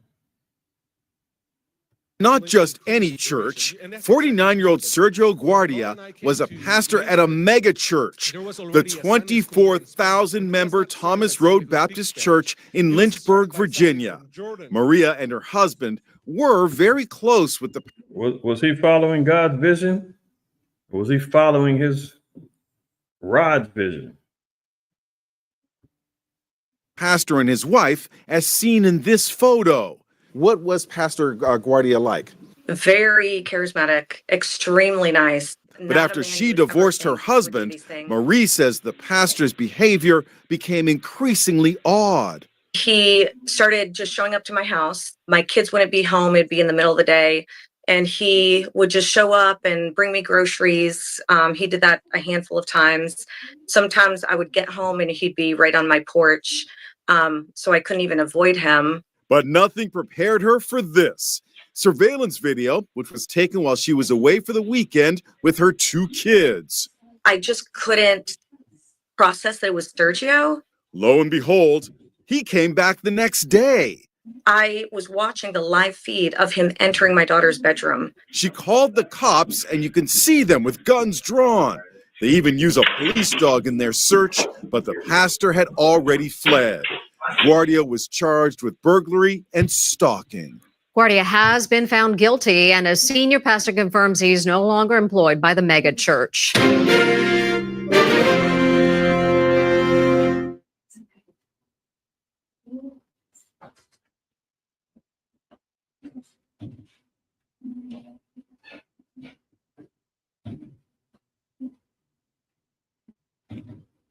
And imagine that. The maniac went back twice. You see, he got busted on the camera. He doubled back. And you talking about carried away with diverse lust. This dude was out of control. Sergio was tripping. You know? That's one. Let's look at It's another. a terrifying. Let's look at Andy Stanley. Look at Andy Stanley. Here we go. See, look at this guy. A gay person who still wants to attend church Another after the way negative. the church has treated the gay community, I'm telling you, they have more faith than I do. They have more faith than a lot of you. A gay person who knows, you know what? I might not be accepted here, but I'm going to try it anyway. The gay men and women who grew up in church and the gay men and women who come to faith in Christ as adults who want to participate in our church. Did you hear what he just said? He said a gay person has more faith than he does. He's the leader of a mega church, and he's acknowledging that a sinner, someone who's committing a mass abomination that's viable by death, has more faith than he does. Maybe he's saying they have more faith to come out the closet than I do. I'm still scared. I'm still closeted.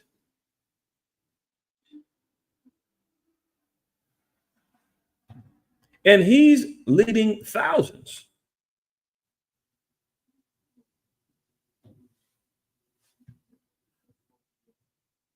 Oh my goodness. I know 1 Corinthians 6 and I know Leviticus and I know Romans 1. It's so interesting to talk about all that stuff. You shall not lie with a male as one lies with a female.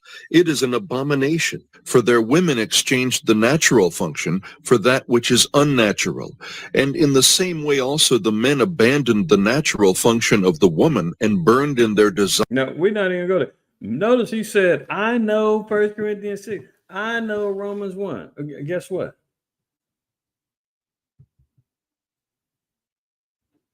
Hold on. Make sure this thing don't play with him.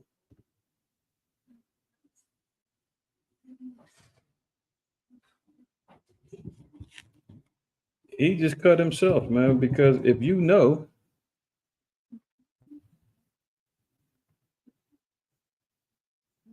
James 4:17 says, therefore, to him that knoweth to do good. I know 1 Corinthians 6. I know Romans 1. I know 2 Timothy 3. Yeah, I know, but guess what? He said, we can have interesting discussion,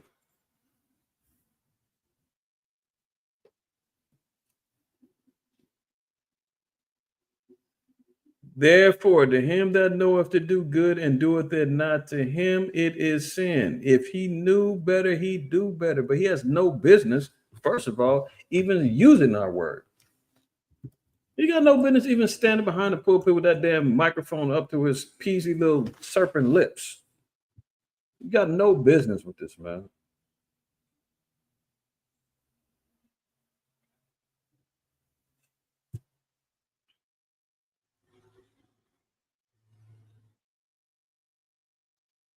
Psalms 50:16. But unto the wicked, the Most High said, what hast thou to do to declare my statutes, or that thou shouldest take my covenant in thy mouth? What business did the damn heathen and a wicked so-called white man have anything to do with declaring the statutes of the Lord? You got no business even speaking on his word. This is why he's out there championing for the LGBTQ plus HIV community to come out and be brave and show your faith. And Christians, we need to be more Christ-like and embrace them. And we shouldn't be. Come on, man. He's trying to lay down the pathway so that he can go ahead and pop out, man, with his boyfriend. That's what it sounds like to me.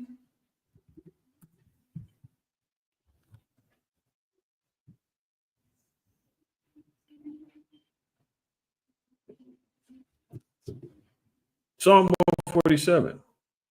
He showed his word unto Jacob, his statutes and his judgments unto Israel. So the statutes, the judgments, remember, we just got to reading. What does the wicked have to do to declare the statutes of the Lord? Nothing, because he only revealed it to Jacob and unto Israel. This is why he has no business even trying to display the word of the Lord and trying to act like he's got the ability to tell and herd the sheep into a pathway of, oh, we got to embrace this concept and this lifestyle rather than correct. Nobody's saying that an individual who's desiring to repent from their life and their ways shouldn't be allowed in to keep the commandments. I'm speaking about Blacks, Hispanics, Native Americans, Israelites that have been following after a pathway of destruction when it comes down to their sexual preferences and their romantic lifestyles and all of that other stuff regarding sodomy and homosexuality. You're involved in that? Then you need to go ahead on and repent. I've known of individuals that was involved in that lifestyle that repented and came to the Lord. So it's not about cutting them off because who they are. No, the desire is for them to repent. But he's not teaching repentance. He's telling them, come on in and keep doing what you're doing. Verse 20. He have not dealt so with any nation. So the nations that so-called white, he's not dealing with you when it comes down to the statutes and the judgments of the Lord. That's why when it comes down to establishing judgment, he can't do it. He's saying, come on, come on, come on. It's all good. He's saying it's all right. He have not dealt with any nation. As for judgments, they have not known them. Praise ye the Lord. That's why they keep coming up with talking about God loves everybody. They give you all of these damn the Christian dogma coming straight out of the seminary schools, coming out of the Bible colleges, coming out of their the Bible Belt institutions that's pushing religious dogma and these false doctrines. They have not known the judgment of the Lord. So they run around here doing all this other foolishness. You said you posted it. It's not showing. Let's see, 2004. 1 second, y'all.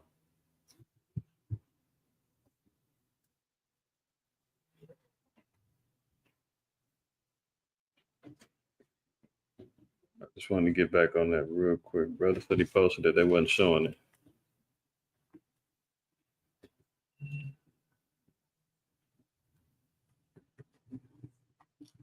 Yeah, they had the tsunami. Yeah, here you go. Yeah, killing an estimated 227,898 people in 14 countries. Yeah, but there was another one, man. It was it was 270. I could have sworn 271,000. Maybe that was it. Maybe I'm mistaken. But like I said, it was in the early 2000s. It could be the same one. But okay, the water for that, brother. I believe they may have had it on that that Wikipedia, but it's all good. Let me get back on Stanley, Andy Stanley. Andy Stanley, right? He said, I know about all these things, but what's he doing about it? Opening the door for him, man. Now look at the sodomite churches and they're saying they need they want more champions like him. They want more support for him. Look what they do.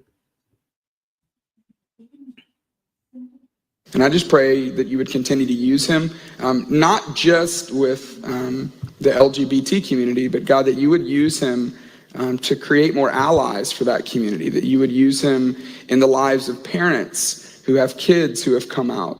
But God, for every one of us that has a secret that we've never told anybody or something that about ourselves that we feel like you can't accept, I just pray that you'll continue to use. Look at this. They're talking about praying for this dude and to create more allies to promote the agenda. Use him in powerful ways to free prisoners, because that's your ministry, and that's ultimately what we're all here to do. So I just thank you for him, and I thank you for his willingness to be a part of this tonight. So do you wonder why America's got to be destroyed? Do you wonder why this place is spiritual Egypt? Do you see why the Lord said that the wicked should not be declaring the statutes of the Lord? Very clear. Very clear.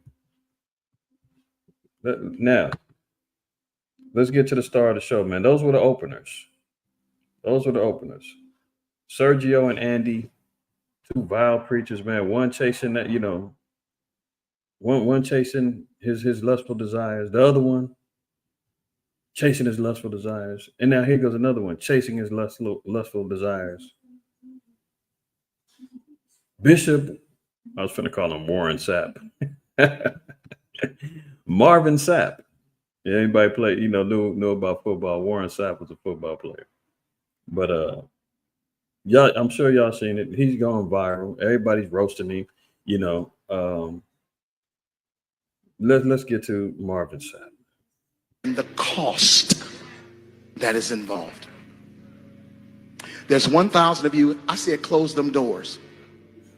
Ushers, close the doors. Close the doors. Close the doors. We all gonna leave together. Y'all ain't going no place but to the restaurant. There's 1,000 of you tonight, and those that are watching, it's 1,000 that's watching online. This Look is at a these bobblehead yes men small behind it. seed. If I get 1,000 online to give this, Yep. if I get 1,000 in the sanctuary to Now, give this, the problem that's with this is $40,000. you see the bobbleheads in the back?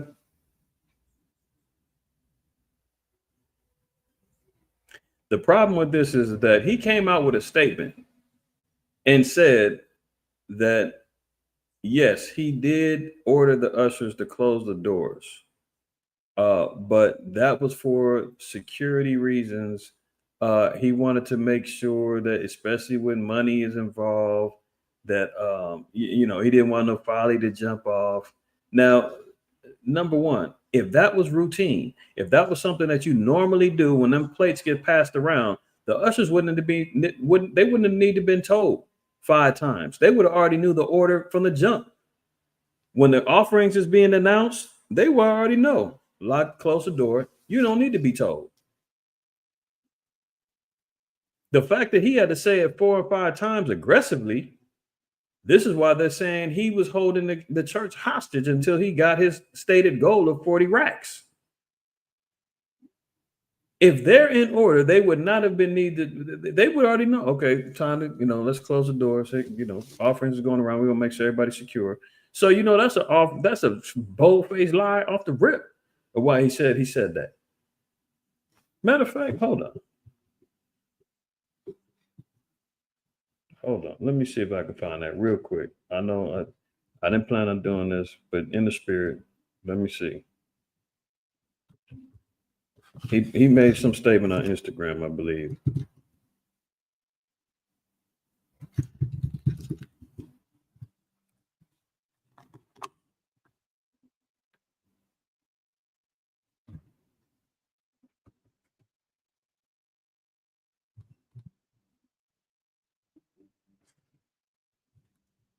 Okay, here we go. Let's add context to the clip on social media. So apparently this was a year ago. He said, recently a clip has gone viral of me challenging 2,000 individuals, virtually and in person, to plant a seed of $20 during the international gathering held at a convention center with over 4,000 people in attendance that evening, plus virtual viewers. So I'm already confused. He said that there were 2,000 people there, virtually and in person.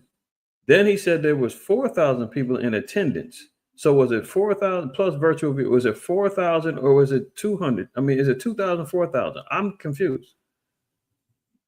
Didn't he say there's 2,000 individuals, virtually and in person, to plant a seed, unless he's saying only half of y'all are accountable for this $20?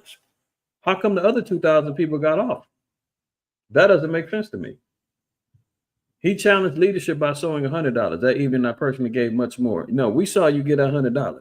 You pull that money out your pocket, you get $100, and guess what? The money's coming right back to him. So what? How does he think he's fooling anybody? I'm giving $100, but it's coming right back to me anyway. Come on now.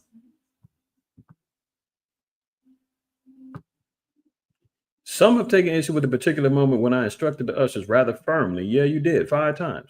Close the door. Ushers, close the door. Close the doors. Like, nigga, close the door unless you want to get fired. Like, that's the type of energy he was coming with. Rather firmly to close the doors during the offering. To those unfamiliar with the church context or who may not regularly attend worship gatherings, this has been misinterpreted as holding people hostage as well as offensive. That was never my intent. No, don't church shame people saying, "Oh, if you ain't used to this, then you will know how we get down in the church."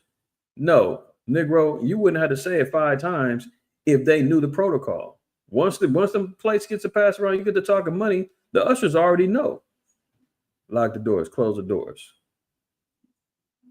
When you saying it 5 times, that means they're like, huh? Close the door. What? Yeah, close the door. Should we close the door? Yeah, close the doors, nigga. That's what he wanted to say. They looking like, oh, okay, I guess we'll close the door. That's never my intent, huh? Okay, the truth is when finances are being received in any worship gathering, it is one of the most vulnerable and exposed times for both the finance and security teams. Movement during this sacred exchange. Sacred. can be distracting and at times even risky. My directive was not about control. It was about creating a safe, focused, and reverent environment for those choosing to give and for those handling the resources. He said those choosing to give. No, he said everybody's got to give. It wasn't a choice. And you wasn't creating a safe and focused environment. Give me a damn break. You're amongst quote unquote church folk, right? Who know, well, they should know thou shalt not steal. But they do say the laws are done away with. So maybe he does got some little, maybe he do got some people in there that might be, kind of shifty. Now, what, I guess he's claiming that he had a, I don't want to read this whole damn thing, to be honest with you, but I'll be fair to him. Okay, the truth is, now he's saying he's talking about he's trying to create a safe environment because they was handling money. Again, that ain't the first time they handled money in the church, so the protocol should have been clear. You shouldn't have had to been barking at 50, 5, 6 times to tell them to close the door. So he lying about that. Unfortunately, I've led churches. I know what protocol, security, everything is already understood. That should have been clear from the jump anytime money's going pass around if you're dealing in that environment. So he's fronting on that. Unfortunately, in the social media age, snippets are easily shared without context and assumptions are quickly made without understanding the full picture. Conferences have budgets, churches have budgets, and people have budgets. As the assigned ministerial gift for this international gathering, one of my responsibilities was to help raise the conference budget. That's not manipulation, it's stewardship. First of all, how do you, he probably fronted the money. The church probably fronted the money for this conference. Meanwhile, most of these churches are operating on they have like a network. All the quote unquote churches of God in Jesus Christ, they have a whole network. Baptists have their network. The Episcopalians have a network. All the multiple churches under their quote unquote Episcopalian banner, they all work together, man. They all got the same resources. They all got money. They all throwing the same conferences. If you front the money for these conferences, you're getting reimbursed. Apparently this is what he's trying to do is get reimbursed for the money that they had to, to front. It wasn't like they was able to host the event and then they had to pay the money at the end of the day. It's not like a damn club where you paying a booking fee. So here he is saying he's got to pay out. You got to pay, for the venue, you got to pay the people who showed up, your pastors, your deacons, everybody. Everybody's on the payroll. I did not understand that for a year. I had no idea that people in the church, everybody got paid. I always assume, obviously the pastor was getting the money, that was understood. But I didn't know that the choir, the band, everybody's on the payroll. I thought everybody did works just off of, charity and because they love the Most High. When I was in the world, and then when I came into the truth, it wasn't until I used to work with this brother that used to play piano he used to play piano in Oregon for churches. And he was telling me, he used to tell me he had a little side hustle. And I'm like, what do you do? He was like, I play piano for a couple of different churches. I said, for real? And the dude had he didn't give a damn about the church. He called them side hustles, his second job. And he played at different churches. So he wasn't rooted at one particular church. It was like, yeah, I got a gig over here and I got a gig over here. I got to play this time at, Sunday morning, I'm over here. And then Sunday night, I'm over here. I'm scooping up 400 each performance. I said, damn, I had no idea that's how they was hustling. And he literally called them gigs as if he was really like performing at a concert venue or something. I said, okay, that's what it is. I did not know. I said, man, I thought you were doing this out of, charity and love. He's like, well, yeah, I do. But, they pay you. They paying. I'm taking it. I'm like, oh, okay. All right. So this is what Marvin Sapp is over here doing. He's getting that money. He's getting his paycheck, getting bonuses for people, whatever. And he's talking about First Chronicles. He said, now allow me to give you some biblical context, not my opinion, not tradition, but scripture. First Chronicles 29, we find a powerful moment where David preparing for the building of the temple challenges the people to give. He starts by giving his own treasure over and above what he already set aside. Then he calls on the leaders to do the same. What happened next? The people willingly and generously, in fact, they gave so much that a record was kept of each gift. Matter of fact, okay. We're not going to keep going on with his excuses, right? A gay person who still wants to. Hold on. A gay person who still wants to attend church after the way the church has treated the gay community. And I just I'm telling you, they have more faith than I do. Not. Andy still want to talk about gay people, man. Now he said this is what he was doing, right? Now, first of all, let's double back, because you're not building the temple. You're not building the temple. He's acting as if this is what he's doing.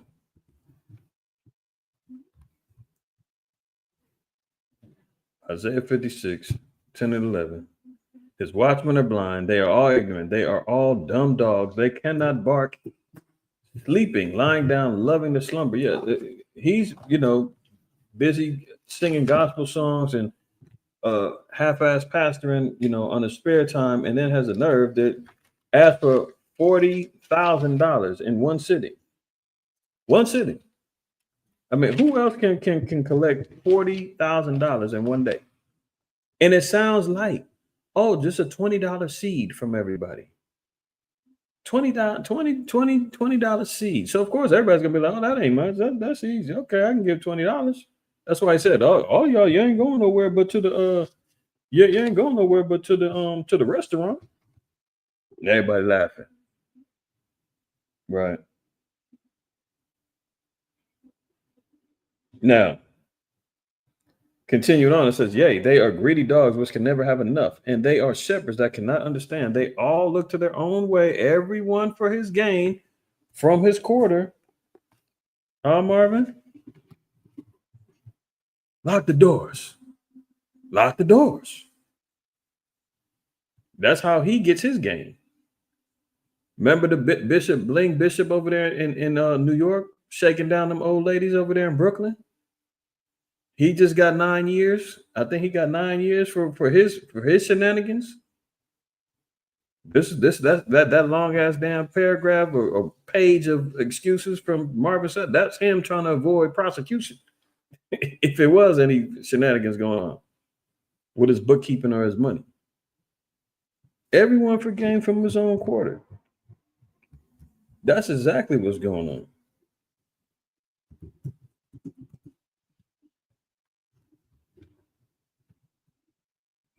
And look at this. Micah 3 and 11. The heads thereof judge for reward. Matter of fact, let me read verse 10. They build up Zion with blood and Jerusalem with iniquity. This is what happens with the priests and the leadership that's happening within our people. Iniquity is abounding because they ain't teaching the laws and the commandments. They're not teaching based upon the faith of Christ. They're out here allowing all kind of manners of unrighteousness and wickedness to flow. Verse 11, the heads thereof judge for reward. Oh, you want something to go in your favor? How much you got? Pay me and I'll make sure that everything goes in your favor. Judge for reward, and the priests thereof teach for hire. This goes on even in the Israelite community.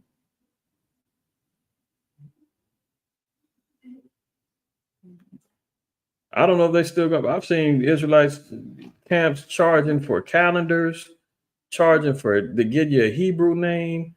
I've heard Jake charging extra for secret breakdowns on get it on my Patreon and join my channel and pay my monthly fees if you want these. Come on, man. The priests thereof teach for hire. When the money becomes the motivation for your teachings, it's a problem. The priests teach for hire. And as Marvin Sapp said, hey, this stuff costs money. I get it. Operational costs for a church, absolutely. That's why there should be, and this is always encouraged, and the scriptures say, to pay your alms and your alms deeds. In Acts 4th chapter, disciples, and Paul said, hey, you need everybody to sell their lands and give up their money so we can help further the gospel. And there was a couple that held out and got put to death. So the Most High does promote and says, yeah, alms deeds like your free will offerings and givings to help promote the gospel through your faith and your charity, that's always welcomed. But if I tell you I won't teach you, I won't tell you this unless you pay me, then that's a problem. Because that only led to iniquity going on in Jerusalem. The heads thereof judge for reward, and the priests thereof teach for hire, and the prophets thereof divine for money. Yet will they lean upon Yahweh and say, is not Yahweh among us? None evil can come upon us. Yeah. Oh, I'm being led by the Spirit. The Most High is with me. Oh, yeah, we got it going on over here. Don't you see everything we got going on? Send more money. We need another conference. We need 40 racks. I got to pay back this debt. Listen, if you can't afford it, you shouldn't be investing that much damn money. Scale down. You got an online service, then get more of your thousands of people online. But no, you need that cash. You need that money, huh? Let's go back. Tonight, I'm challenging each of you all down here to give a $20 seed. I just think $20 is a lot of money. $20, believe it or not, when my late wife, Melinda P. Sapp, was alive, was a good date. I could take her to the movies, buy a box of popcorn, get one soda, 2 straws. I wasn't cheap, that's swag. I was looking in her eyes, she's looking in mine. Can't do that no more. Now, you see how you Not do, everyone up here, we've all sold and seeded, but I need everyone standing up here with us. You know, he disarmed the people right there. $100. Because again, notice you said a $20 costs to sit up seed. here. Now, you know how he disarmed the people? He disarmed it by saying, Shalaki. He disarmed it by saying, hey, my late wife, Melinda. So automatically our people get put into a position of sympathy. Oh, his late wife. Oh, we remember First Lady Belinda. Now it's, let me bring them out of that state of sympathy to a joyful moment. That was a cheap date, you know, so make it a little comedic so you don't feel bad, you know, so you feel more willing, more joyful to give because now comic relief came in. These guys are slick, man. Let's see. So put your 20 away, preachers. That 20 wasn't for you. And this is what I need you to do. If you're giving electronically or even if you're giving tangibly, I'm gonna have y'all come to the altar and give it because I need to see 1,000 people moving. Bring them baskets. I want the baskets up here. I want to see the folk. Y'all start moving. Y'all can bring it right now. Come. Even if you're giving tangibly, just put your hand on take your phone and stick it on the bucket. He got to see it. He got to see it. Money clip and all. Giving is worship. He gave much more. That's $100 bill. Giving is worship. In the midst of a few giving dollar is worship. Bills, if y'all seen that. He had some dollar bills. Giving is worship. This ain't the time to talk. 1,000 people need to give $20. 1,000 people need to give $20. 1,000 people online need to give $20. This is easy, saints. This is an easy miracle. Now he goes we should be able to raise $40,000 tonight just from y'all giving. Giving is worship. Giving is worship. Now you're putting this, implanting this translate thought into people's minds. Giving is worship.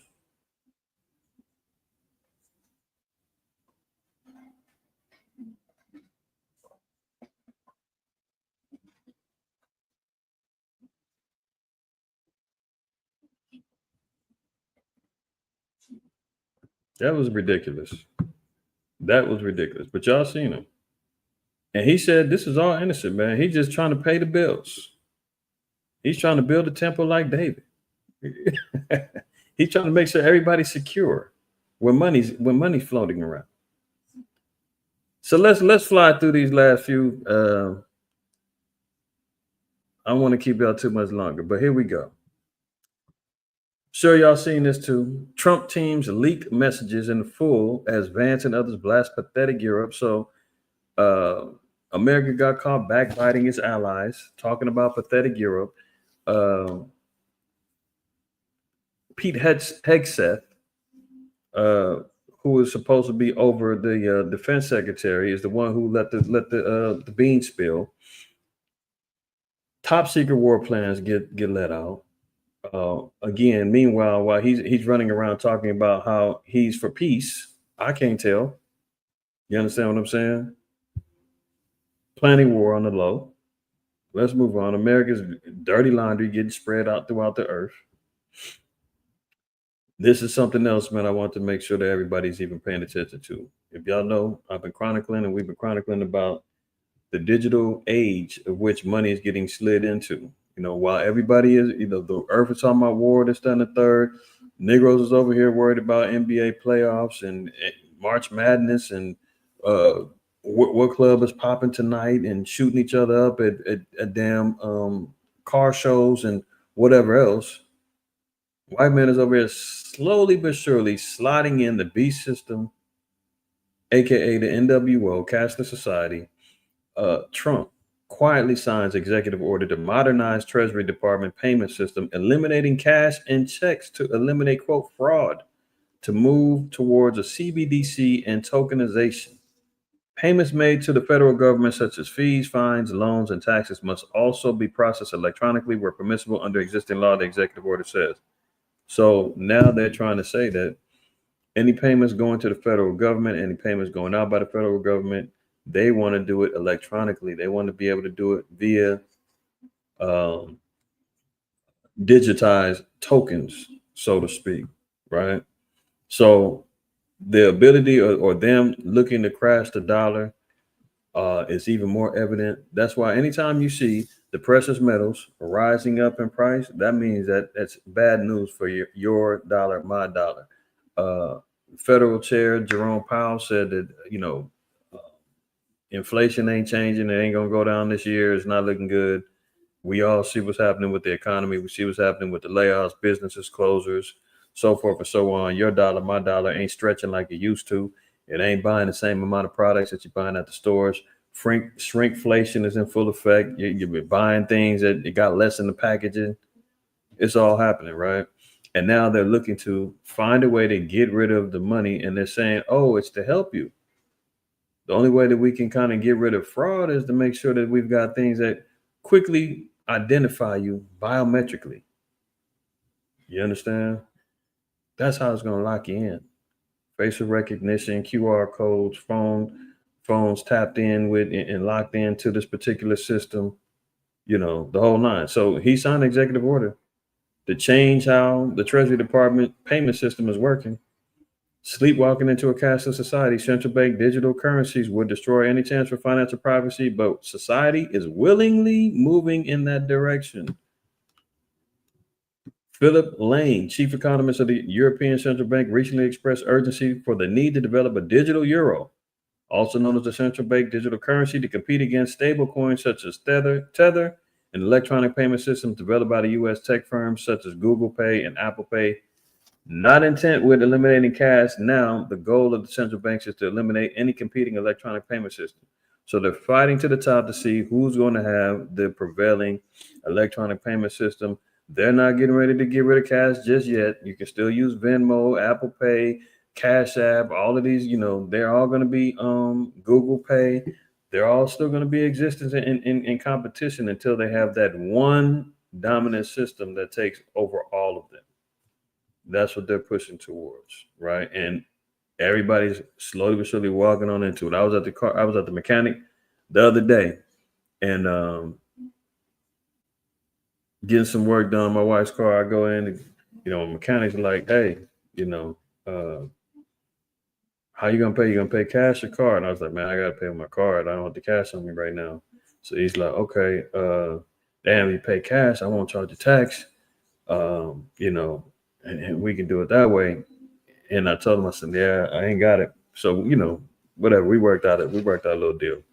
Anyway, he was telling me, he was like, yeah, he said, man, these cars, man, everybody got the chips, everybody doing it. He said, you know, people can steal your stuff. You know, you rub up against somebody and you tap the tap cards and all that. They can swipe and steal your stuff. I said, yeah, I know. I said, man, they trapping everybody into this particular system. They saying it's for fraud, but meanwhile, this is the back doors that they got open. They could turn off and cut off your money at a touch of a button. Anything go down. I said, and plus, guys like you who want cash, they're gonna get you out of business because you're gonna have to fall into line with this system. He's like, yeah, he's like, man, this is ridiculous. It's getting bad out here. So even the dumb down, well, I ain't gonna say dumb down, he's a good dude. But even the mechanics and all them are facing the squeeze of seeing how their business is going to be affected when they can't just get the cash. They got to deal with the system. And you know the Kingdom Cap, man, he probably trying to escape some extra taxes he got to pay and all whatever else. But you know, it is what it is. But you know, this is what they're leaning towards, right? This is from the government website. You can see right here, whitehouse.gov, modernizing payments to and from America's bank accounts. So this is going into them switching to a digital payment system slowly but surely. Executive order, March 25th, 2025. The link is down here. I'm not going to go there for time's sake, but trust me, it's there. You want to see it? All you got to do is go there and check it out yourself. They are moving towards the beast system of a cashless society. Buying and selling as you know it and I know it are going to be changing. That's how the prophecy of Revelation 13 is going to come to pass. Look, we're here, y'all. We are here and slowly but surely creeping into them realms. Trump announced a 25% tariffs on all cars not made in the U.S. So now he's trying to shake down all of the companies that's making cars outside the U.S., Japan, Germany, all the countries. You know, these foreign cars, Nissan, all them cars, they trying to tell them, look, if you come over here and build up in the U.S., no tariffs. Stay over there, we taxing you. So what's that mean? If they ain't ready to follow suit, car prices going to go up. That means loan prices, interest rates going up. If you need a car, it's going to be a mess. He's got some of them to acquiesce and bow down. But the fact that it's going to take them a couple of years to get them plants up and all of that, before you know it, he's going to be up out of here. And the next president will come in and boot them up out of here. It's going to be a whole change of plans. So who knows? But he's on a shakedown mission. But it could affect. Anytime these tariffs get make mention, know that it's going to affect our pockets.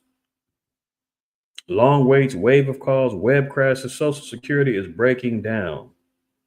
We've been hearing about Doge and Elon Musk trying to get in there to get access to Social Security numbers, laying off people, trying to get rid of Social Security, saying it's a whole bunch of dead people getting unnecessary spending done. Now, if you ain't filed your taxes, if you're trying to get some money back, your old money, expect some problems. Long waits, wave of calls, web crashes, and Social Security is breaking down. So imagine people that are, need the Social Security, be it because you're, getting Social Security benefits because you're disabled, elderly, so forth and so on. If those things start impacting your lifestyle because of all of this shakeup going on, know that this is part of the plan. Part of the plan. Look at it. Bill Gates, within 10 years, AI will replace many doctors and teachers. Humans won't be needed for most things. We've been saying that for a long time. They ain't going to listen to us until the so-called white man pops out in the midst to it. So Bill Gates is acknowledging AI is going to replace much of what we know within the next 10 years. Over the next decade, advances in AI will mean that humans will no longer be needed for, quote, most things in the world. So that's where you get the universal basic income. They want everybody with, pods on their head and being damn Wall-E characters living through AI generations and 3D goggles and Google Glass and stuck on video games or whatever else, where they can control a society without you being part of it, stuck into, micro apartments and living off of the food that they say is okay to eat. And speaking of that, I got one article real quick. Look at this. This is all coming from the so-called white man in his sciences, right? Let me get this in 1 Timothy 6. 1 Timothy 6, and look at verse 20. It says, O Timothy, keep that which is committed to thy trust, avoiding profane and vain babblings and opposition of science, falsely so called. Science is speaking of knowledge. It said you got to keep away from and avoid the vain babblings and oppositions of knowledges that's being falsely called that. So in the Greek, this science transfers the knowledge. That's basically what they're saying. Science is a knowledge, a form of knowledge built around idolatry, built around the so-called white man's God complex. You just seen Bill Gates talking about in the next 10 years, AI is going to put a lot of people out of business. AI is going to be taking over. There's not going to be room for a lot of human existence and people trying to be self-sufficient, capitalism, all that other stuff. They're looking to replace everybody slowly but surely, right? Now look at this. Over my dead body, spare human bodies grown in artificial wombs in a lab, as scientists insist bodyoids feel no pain and can serve as, quote, meat. They're talking about creating false. I can't believe I'm even reading this to y'all. Cutting-edge scientists have unveiled a disturbing plan to grow soulless, spare human bodies that can be used for medical experiments and even meat. Did you hear that? They're trying to implement cannibalism now. Lab-grown body parts, artificial wombs. The so-called bodyoids would be grown in, quote, artificial wombs and have the eerie ability to withstand endless pain. Scientists Karsten T. Charlesworth, Henry T. Greeling, and Hiromitsu Nakasuchi made their bizarre pitch at MIT Technology Review and explained why the Frankenstein-esque plan would revolutionize medicine. They said the zombie-ish bodies would be key to testing out new medicines and growing human organs for transplants. The plan would become a reality by using pluripotent stem cells, one of the earliest cell types, to form during human development. The stem cells have already been used to grow organic matter and most recently helped to successfully create a structure that resembles a human embryo.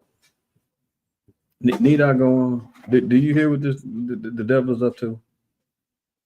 Researchers hope to grow the fetuses entirely outside a body in artificial uteruses, which are already being tested in labs. I mean, essentially creating genetic clones that don't feel pain. I'll have died, you're like this, zombies. Good Lord. And they talking about they can be grown to create meat. To create meat.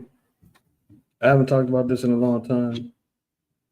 If you haven't seen this, I always give you all the movie reference. Soylent Green, right? Soylent Green. And look at the eerie similarities of what's going on now. The plot by 2022, we're in 2025, but look what they're talking about. This movie was made in 1973. The cumulative effects of overpopulation, global warming, and pollution have caused ecocide, leading to severe worldwide shortages of food, water, and housing, bringing human civilization to the brink of collapse. Isn't this what the talk of the town is at this point? Overpopulation, global warming, pollution, ecocide. They talking about this in 1973. They're making a movie about that. Slowly but surely, they if you haven't seen the movie, go see it. But what are they talking about? New York City has a population of 40 million, and only the elite can afford spacious apartments, clean water, and natural food in walled-off communities patrolled by armed guards. Their homes are fortified with moat, security systems, and bodyguards for the tenants. Usually they include concubines who are referred to as furniture and have no human rights and are passed from one apartment owner to the next. Meanwhile, the majority live in squalor, haul water from communal spigots, and eat highly processed food wafers made by the Soylent Corporation, a food processing firm. The mainstay products, Soylent Red, Soylent Yellow, are a staple food, and the latest product and new, more nutritious flavor for wafer derived from plankton, Soylent Green, is introduced to the populace. If you get all the way down to the nitty-gritty, man, you find out what Soylent Green is. And at the end of the movie, it tells you Soylent Green is people. And here they are talking about them making it. And you know what's ironic? I was in 7-Eleven and saw this a few years ago.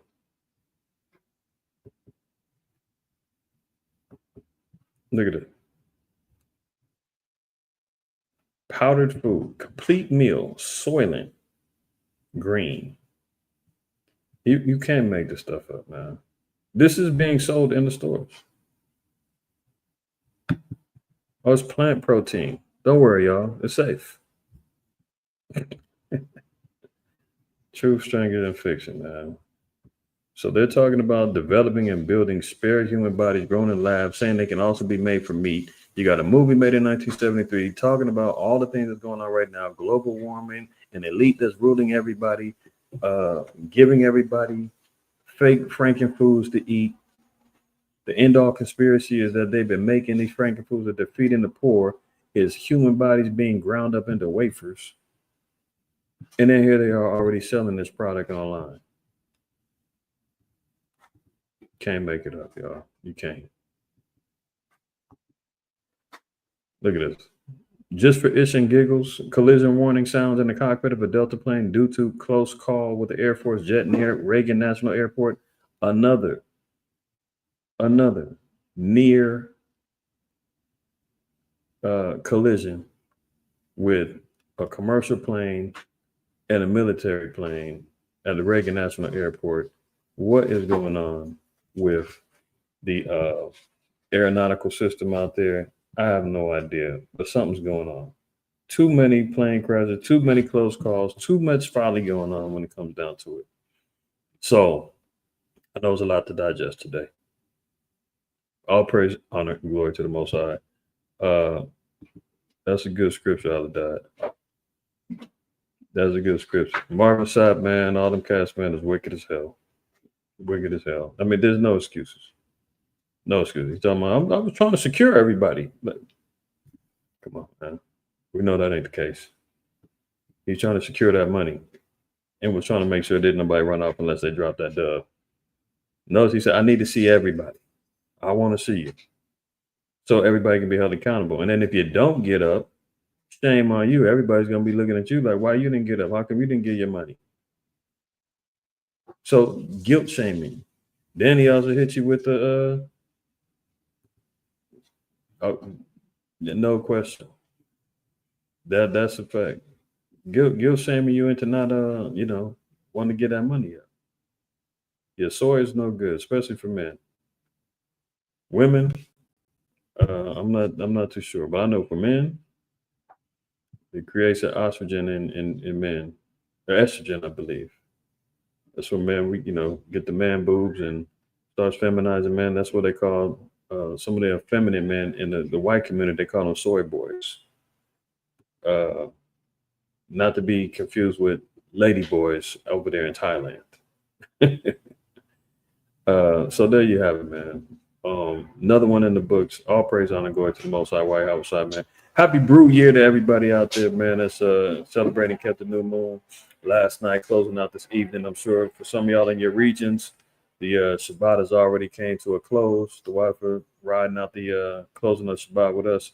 We still got about a little bit more than an hour over here on the West Coast. But until the next time we meet, man, prayerfully everybody stays well. Always remember, keep the commandments. Fear the Most High. Don't shoot the messenger. Y'all be well. See you in the future. Shalom.